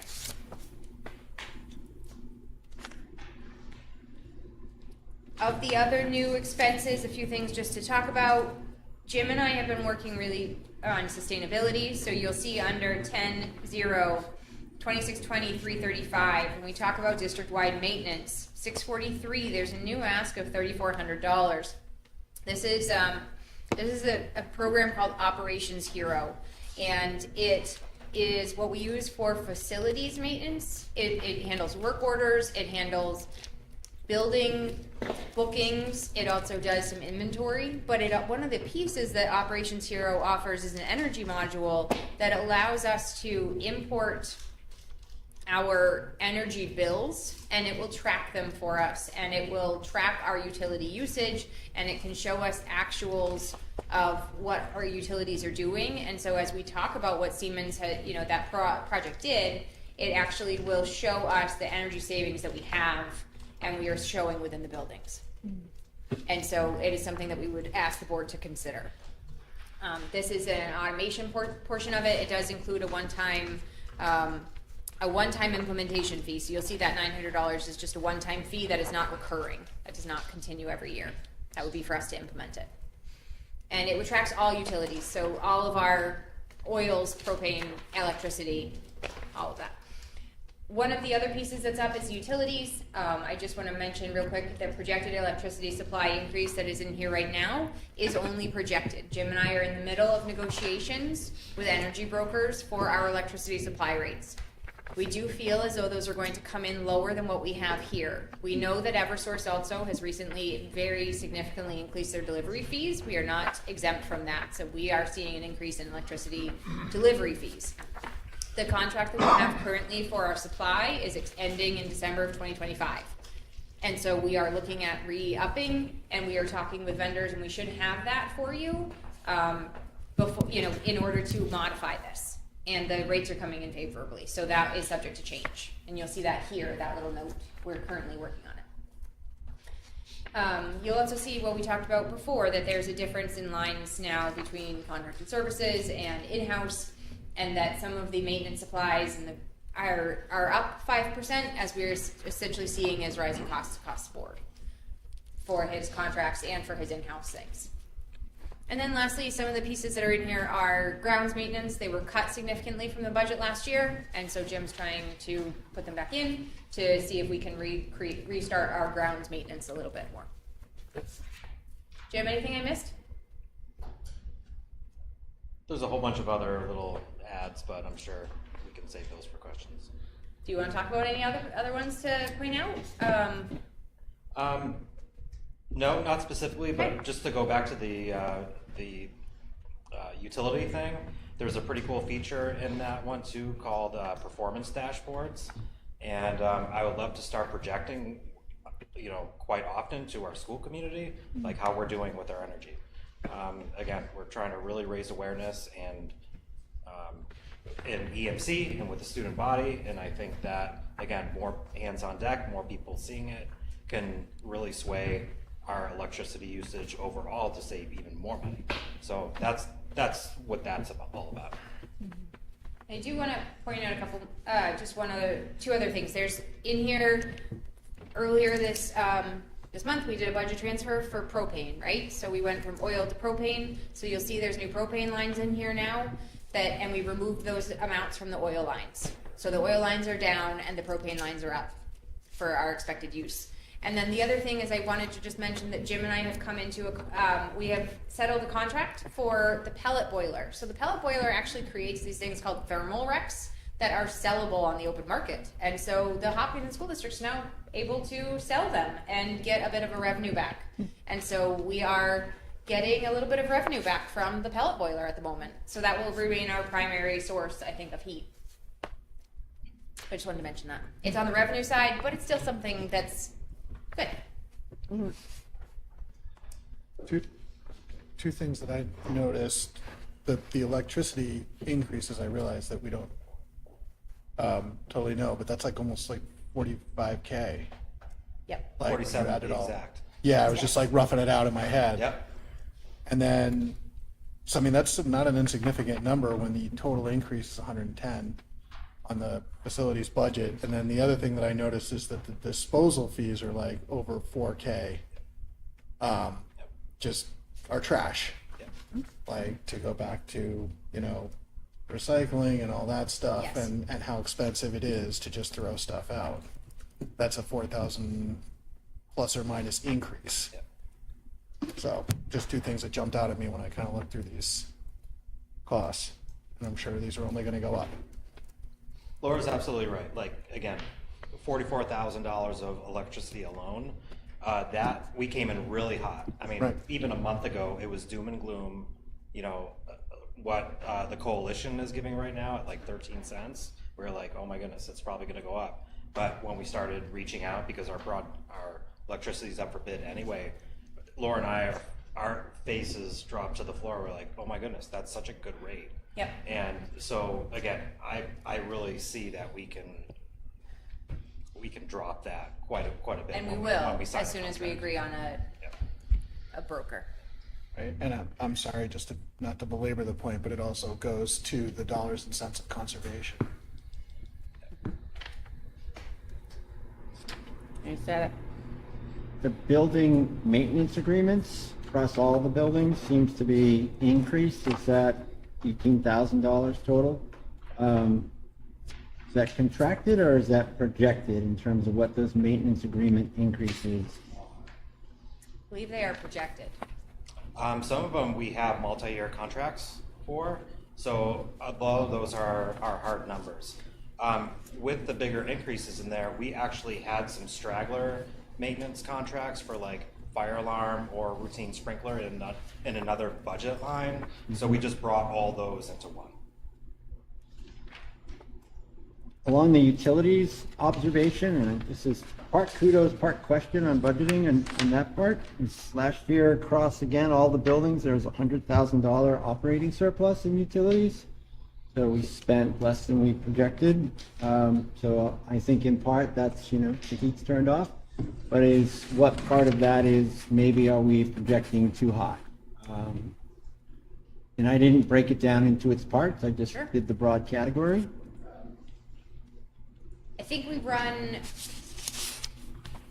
You run conservative on utilities, right? We have no idea what the winter is going to come to. If we don't get above 25 degrees, or 30 degrees, then we are going to face significant heating challenges. And so we budget for that, to be careful of that. It could also be a warm winter, you're right, and we could hit underneath, right? Jim and I spoke about that a bit, and we just, well, you are absolutely right, and there's, when this electricity goes down, we feel like we might be able to work on that. If we cut it too far, then we run the risk of not being able to heat the buildings. And that's that, that give and take we have to be very careful and mindful of. We also are only able to get, while we can do electricity for a few years, propane, pellets, and oil are only annual costs. And so out of this, we can only really budget those 6 months out of the year, right? We know what those rates are now for 6 months, but not 12. Those could also increase or they could decrease based on market. The other observation for this, and this is just a general, when I looked at what was budgeted and what was spent, I was like, wow. But in this budget, it also includes on the spending side all of the money that we spent out of fund balance that was not budgeted for. So when you look at it and you say, Mr. Rizicki went over by $322,000. He did not go over by $322,000. That was money that we voted to appropriate for those things. It just ends up that way. Laura and I talked about this morning. There's no other way to account for it, but we should make some notation somewhere for the public so that it's clear that we're not overspending. We are appropriating when it's appropriate. Yep. And it just shows up as a deficit, not as. Great point. Thank you, Rob. Good point. One piece I do want to, I just thought about, Rob, regarding your last question. We looked at our utility budgets for this year, and we did cut them a bit for this fiscal year that we're in now. So actuals from last year, we did actually cut the budgets a bit for this year. So we may see less of an underspend at the end of 25-26. We reduced our numbers last budget for that. Thank you. In multiple spots, there are storage containers listed. Can I just ask about, some of them say monthly, some of them it seems like an annual. Are we? There's a few sets. We have storage units at a couple of buildings, right, Jim? Just one? And then there's a separate piece of this where we have storage units that are built in because the Georges Park renovation is occurring and the restrooms are being taken out, which is also where we store things. So we have a temporary 1-year storage unit in here in order to house that equipment that we keep at Fort Georges Park for the high school athletics. But the other ones aren't rentals. They are rentals. They are just Is there an they are advantage? standard rentals that we use that we keep every year. Is What there an is in them, Jim? I'm sorry, I can't tell you that. No. I was just going to ask, I understand the George Park one being like a temporary solution, but the other ones, if we're keeping them yearly, would it make sense to look at investing in purchasing a storage pod, even a used one, as opposed to paying an annual? It's about $2,000 for a used storage pod versus a fee that we pay yearly. Yeah, phenomenal question. Yep. And I just want to remind everybody, 2 years ago, we had like 7 of them around the district. We did. And they were like double the size in the high school parking lot. A lot of that was excess furniture, excess stuff. And we spent years getting rid of it or filtering out to different school districts and stuff like that. So now we're down to 2. Good job. And we own one. Yes, to your point, I don't want to buy them because they are Impossible to get rid of. at end of life and it's leaking. But what's in there now? We do have some excess furniture because we never know what curriculum is going to be, if we have new kiddos or just things that are still usable that we could still use around the school. Right, but if they're rentals, right, couldn't we just say, you take these back, we're going to buy from a different company? Sure, we could, but my main goal is still to at least decrease another one. Okay. And we have Bridget in what do you call that? Bridget Gale in drama. Yeah, in drama, yeah. So play sets and extra stuff are in there right now. So I've been working with her about like where can we store this inside the building. So I want to like get rid of them completely. But in the Rosicki plan also, I want to address the garage, the maintenance garage in the next couple of years and maybe add on to that or make it a permanent structure so it is more permanent instead of a shed. So my office. Yeah. Where's our maintenance garage? I did not know we had. Is that the middle high school? Yeah. Right by the When- greenhouse. Right by the greenhouse. When you turn around Yeah. the corner. You can see it. You just have driven by it forever. Yeah. It's by the gate for the Fair. fairgrounds. It's a 2-car There. garage. I guess I do this once I Yeah. drive by. I'll take you a tour one day. Wild. Thank you. You will see, Suzanne, to your point, you'll see in the high school that there's a big rental for a storage unit at the high school, which is for time capsules, if I'm right? Is that correct? Oh, yeah.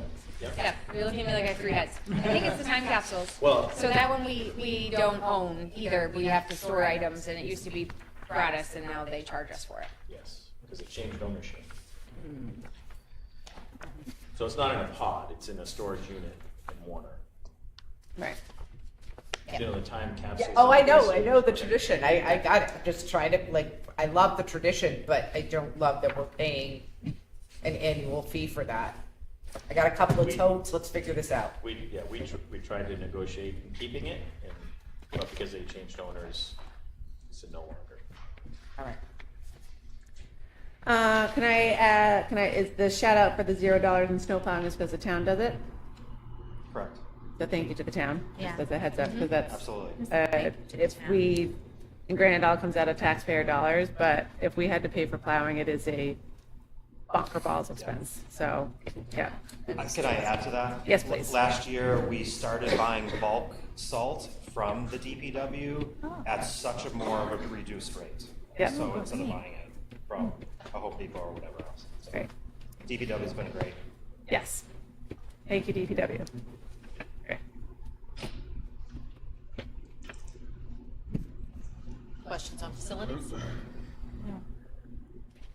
Is there anything else Jim wanted to add? Do you want to add anything Jim, else? is there anything else you wanted to add? I'm really trying hard to bite my tongue but I can talk forever on this. So I'll gladly end there and be welcome to any other questions you may have on that. Thank you. I'll walk through the athletic budget and see how I do, Dan. Dan's budget is just one page. I was having a hard time finding it because it's not stapled to anything. As always, Dan has done a really great job coming in at only about $2,300 over last year. Those increases are really related to supplies and officials and fees.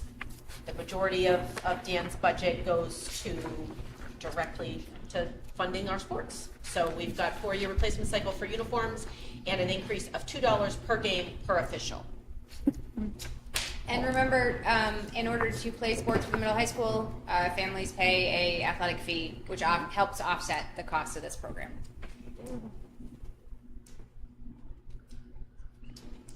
Is it competitive, like what we're paying our refs and officials? Oh, so it's a set price by the NHIA. Okay, so they're that's a set covered. price. I was The like, other part, $2. there is an increase. I mean, everything's getting more expensive. Uniforms, Yeah. balls. Well, I was everything. thinking that wasn't enough, considering the amount of games you have going on at any time, but I if did that's. my best to keep the budget as close to flat as I could. Yeah, thank you.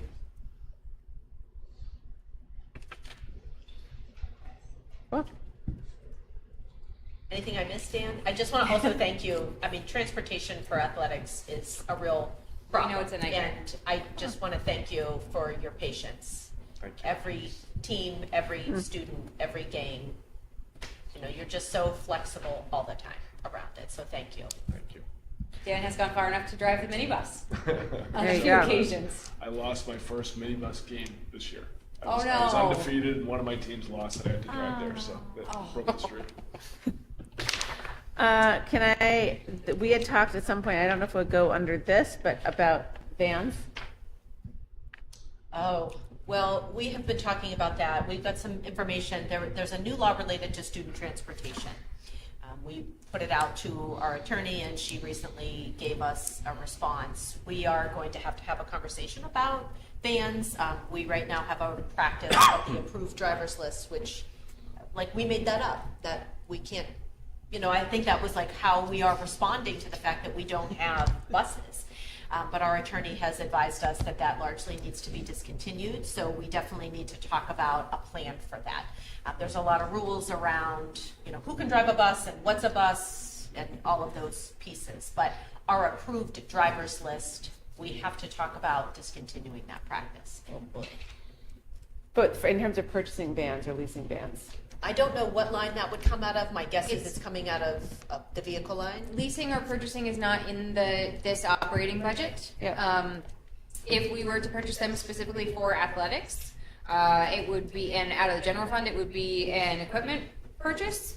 But most likely, we do have actually a vehicle line, which falls technically under facilities. And that's where they would go. Okay. And we would just use that, that's where the minibus is under facilities. Totally. Yeah, I just wasn't sure because I know they would be used predominantly for athletics. I just wasn't sure which. Well, just gonna slide in there for Yeah. a second. Yeah. Because, in my new position as the Career Connected Yeah. Learning Coordinator, I am Could use driving yellow. the Yeah, van kids all the every time. And I just ran, and I think one of the things that I'm thinking about in terms of Hopkinton being a small shop and not being able to offer all of these experiences, right? If we're talking about getting kids internships, or I was at Pat's Peak for the Pipeline Project, which was a career exploration event for careers in the ski industry. And we're looking at lift mechanics and snowcat mechanics and mountain management and all of those things, full-time careers for kids. And there were about 15 Hopkinton high school students there.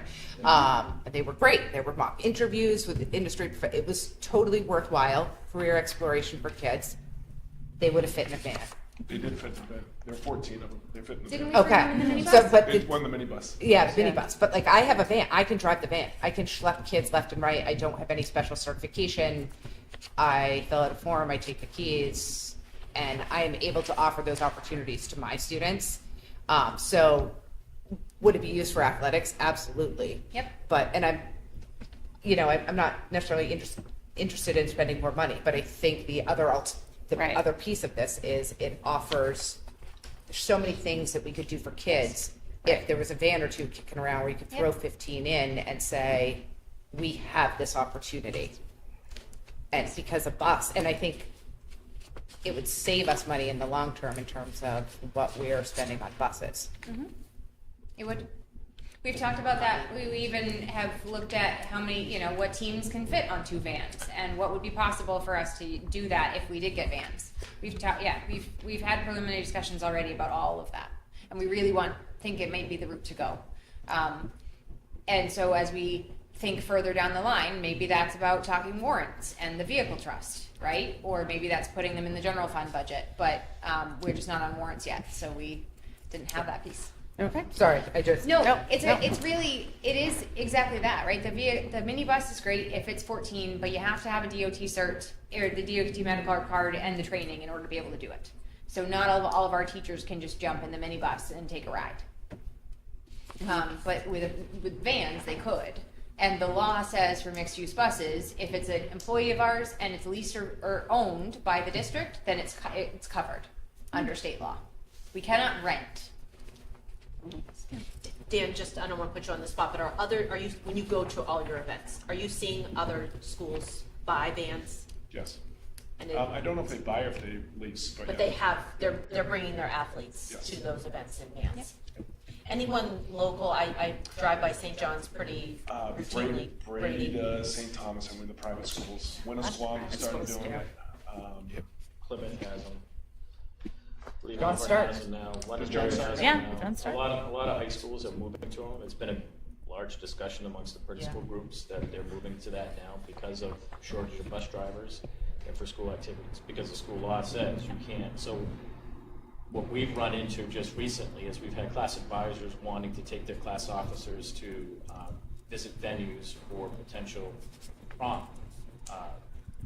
And I hated to do it, but they were going to do it like after school. I'm like, you can't take your car.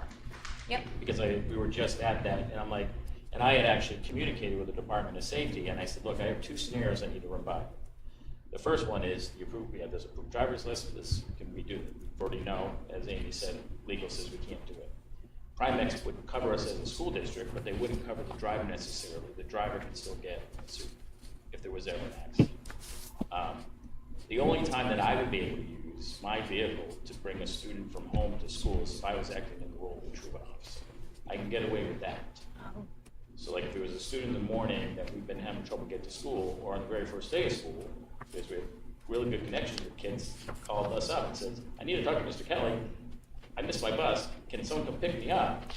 Me and a school council went and picked them up. And we can do that, and we would fall under truancy officer.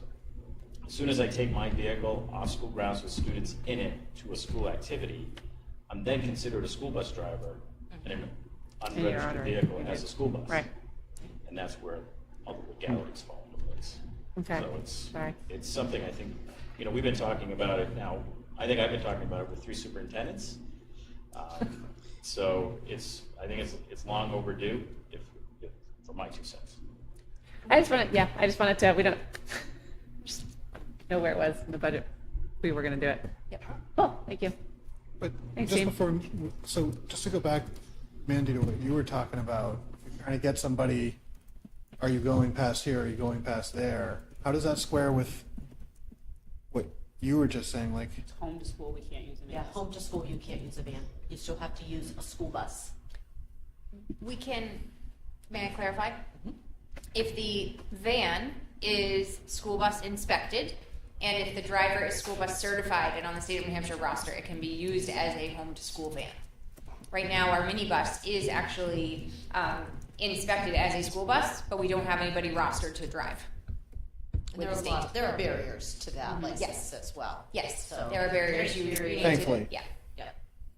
First Student has offered to help us, but we don't have anybody to do the training right now. January 2, we're not inspecting drivers.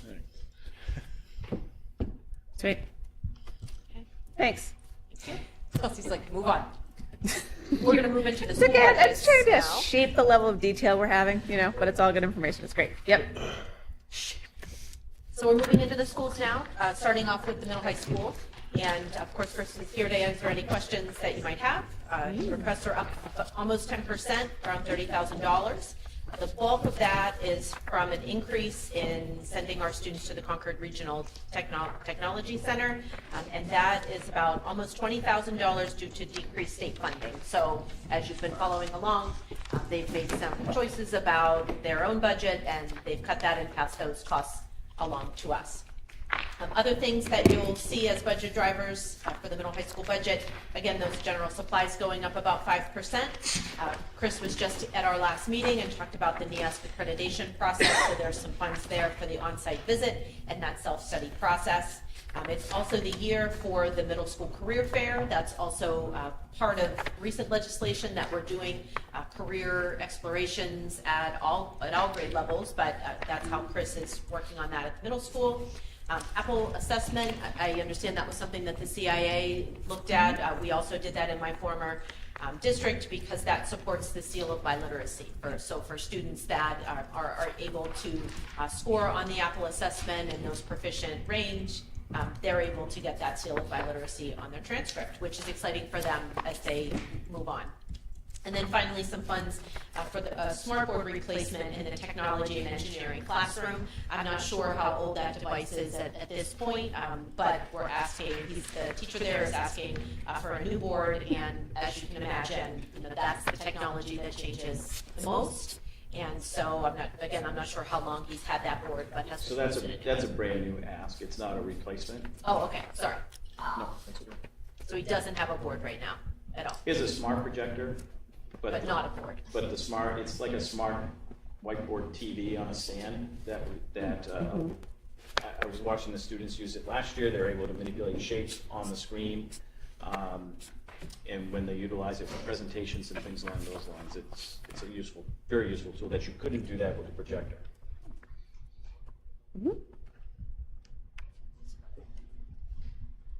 Questions for Chris? Is the dollar for the building project line? There's like $1 buck. That would be me. Of course. You can build a building for $1. Amazing. It's part of the municipal budget law. In order to spend from a line, you need to appropriate to the line. Yep. And that works per function. So Yep. there's $1 in all the 4,000 functions in the event that program happens.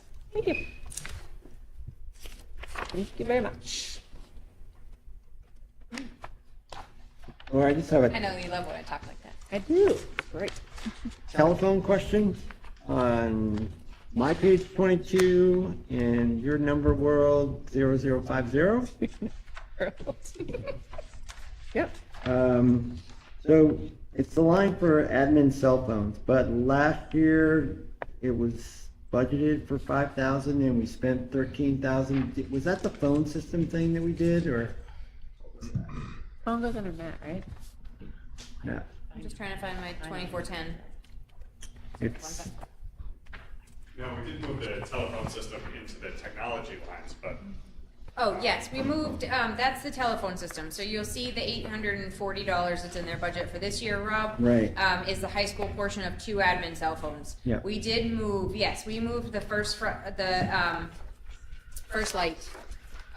telephone systems. It's not even First Light anymore. What is it? Consolidated It is First Light. Communications? It is, Yep.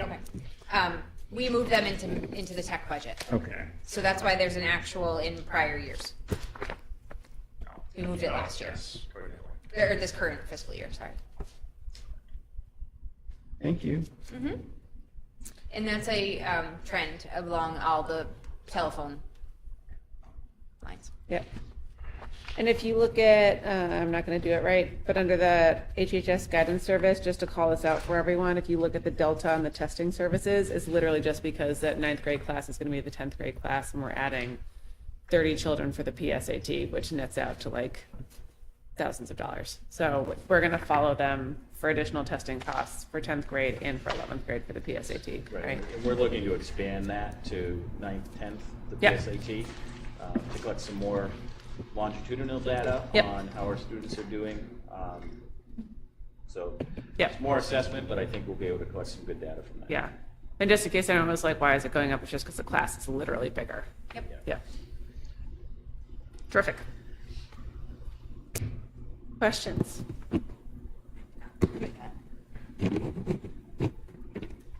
Really exciting. It's cool. Okay. All right. Thanks, Chris. You're welcome. Maple Street. Would you do Maple Street, or would you like have to do it? Oh, Maple Street's the shining star, coming in under budget this year. Maple Street Yes. gets the gold star. Yep. She is. We have a gold star. Under. We do. Yep. So general supplies, though, as we look at her budget drivers, general supplies, again, up about 5%. She has an increase in the music budget that reflects higher student participation. 60% of students doing some kind of music at Maple Street. That's significant. Ben Levergood has been working on his craft for a long time, so that interest continues to be strong. And also an increase in field trips. So you'll notice that there are rising costs related to transportation, so that is also included in the budget. But overall, down about $6,000. What are the grade 6 supplies that are so much more expensive than all the other supplies? Well, they have middle school standards. Yeah, right. So, right, so science is 100% hands-on for rebate. I figured that. Yeah, she has microscopes, scales, things like that. That's great. Yeah, the next gen science standards really, that's when they transition to 6th grade. So you're really looking at engineering, physical science, life science. She does a lot of energy work, so they have a lot more supplies. She's done a lot of planning too with the middle school. Right. science. Yeah, I there's remember a lot that. of- They work to align the curriculum. Yep. As students transition from 6 to 7. Okay. So they're starting to see students from Maple Street come up with, I think, stronger science skills. Yes, that will work because with them. The collaboration and the supplies that they have available to them here. That's great. And you can't get like the PhD plus for your tuition? There's no more class. There's no more school. Okay. I told her she could start at a You can start over. I could start, yeah. Get a different doctorate. No. And she wept for no more classes today. Certificate. That's great. Thank you. With the budget that's 12% down, I do think Carrie's gonna do all the budgets next year. No, but it's good. Amazing. It's like tuitioning out of your budget. Yeah. Pretty much. Mhm. It's great. Cool. Okay. And then, Last but certainly not least is Harold Martin. and Harold has a nominal increase really around general supplies. She's looking to provide some lock storage in the main office when that area was built, lovingly called the fishbowl. There isn't a lot of storage under the cabinets, so they've done some price out there to see what it would cost to bring in some lock storage, and also some classroom requests for specific learning to include art, PE, music, reading, and that. Can I ask a question? Oh, wait, do you have more? That's all? Great. I would just say the lock storage too is also part of requirements for student activities, which we have at all 3 schools. Yeah, and records retention as well. Yep. Actually, I'll go. Do other people want to go first? Okay. So for the general supplies, you can see sort of like class-wise stuff that's in there. Is that just because people are like catching up from where they were supply-wise relative to other teachers or classrooms? Some of it is replacement materials that haven't been, so you'll see like a rolling whiteboard, maps, like Yep. that are pretty outdated. And then some of the other supplies go with Amplify. Now that we're in our 2nd year of doing Amplify, really enhancing some of those units and making them more engaged, different grade levels, look for different pieces.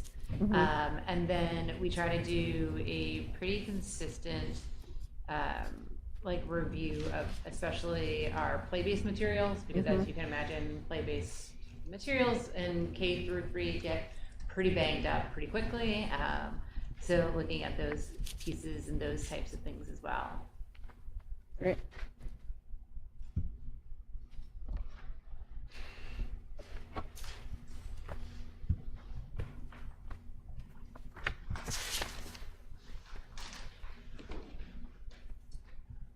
I see that you put in the artist in residence. Are we hoping that we'll get this back?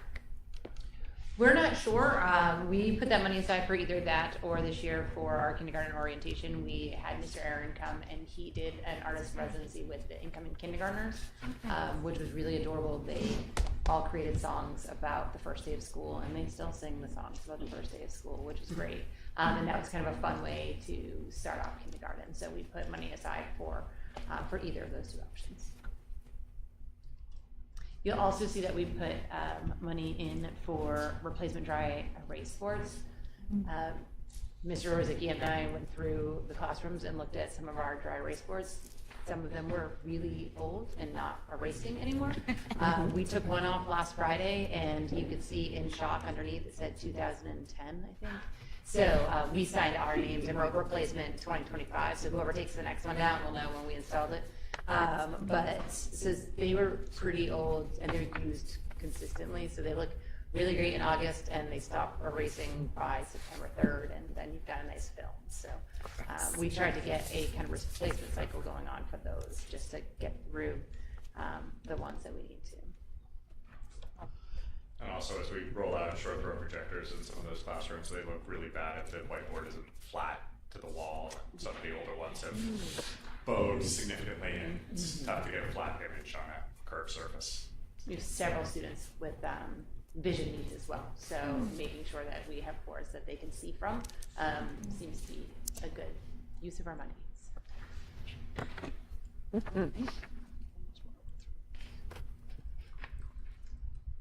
Anything else from Ms. Brown? Patrice? Cool. I also am really excited about the incoming new family literacy informational night. Thank you for putting that in there. That's great. There should be two, both reading budgeted one, and we budgeted a school one as well. So Great. as a reading team, we talked a lot about trying to figure out what activities we could do with families at night, so both they understand the sound to text or speech to text way or philosophy of instruction that we moved to, and also just fun ways to engage with their kids at home. That's great. Thank you. All right. So to recap, the total requested operations budget is up 9.74% of the operations, which is $609,955. This is our first run, first night, and we do feel like this budget sustains current programs. It meets the student needs for next year, and that it addresses commitments in facilities and technology and in curriculum and assessment as well, and school board goals. And so just to recap our next steps, personnel budget comes out November 6th. So there won't be a new budget on the 21st, which is next Tuesday. And then we'll discuss and administration and deliberations, and then budget committee review. We do that presentation in January, and then the public hearing is in February, on February 4th, and then annual meeting is March 14th. And that is the end of our slideshow. And it's worth noting a couple things I think are important to clarify. This 9% increase is within the context of this $6.8 million piece of the budget. We are obviously at a 20 million plus budget. So like this is for that 6 million-ish level, not that of the total budget will be 9% because we don't know yet. Correct. Because the bulk is staffing. The bulk of it is staffing, Yeah. absolutely. Okay. Does that make sense? Mm-hmm. Okay. The denominator is going to go up. All right. Any other final comments for the board? Yeah, sure. So one of the things last year with Mike was, we went through the years where there were tiers. What are all the things, and the board got involved in things we probably shouldn't have been involved with. And Mike was like, give me a number. Like, what do I need to get? And I think that given what we've seen tonight, you all might want to consider where you think things might be able to be trimmed, but I would highly recommend that that be done in terms of a number or a percentage, and then let Amy, Laura, and these folks do their jobs and figure out the best way to make that happen, rather than us trying to figure that out for them. I appreciate that, Rob. Thank you. Yes, thank you. Thank you. Couple other things. Also, if people have other questions, please send them to Rob or myself or Amy or Laura. But I think we want to try to keep information coming, a set of questions coming in a consistent way, so that if there is additional stuff you want answered for Tuesday or the following week, keep them rolling. I think the goal is to make sure we all have clarity on what we're trying to answer. We do have. Thank you, guys. This is a crazy amount of work and a ton of time, and represents blood, sweat, and tears from everyone in this district and everyone at this table. So thank you. We can't let you go quite yet because we do have a public comment period. So if you would like to come up for public comment, 3 minutes, name, address. Good evening, everyone. Lauren Clement, 86 Main Street. I find that this work session every year is very helpful, and I appreciate all the department heads just delivering all this information. It's unfortunate that I feel it's unfortunate I'm the only one here listening to it, because there's a lot to gain from this. Hopefully people will watch the recap. I did have one question. Looking at on your big one pager, the second last column, it says the total difference from fiscal year 27 request and fiscal year 26 approved is the 609 plus, and then the request for new for fiscal year 27 is 759,000, approximately 150,000 difference. And I'm just curious, is that stuff that was removed from the overall budget that from the previous, there's 150K difference there, and you do a lot of highlights on what the drivers are, but you did mention some things that came down, but you didn't highlight what was removed. I think that might be helpful if I'm understanding. You are understanding it correctly, Lauren.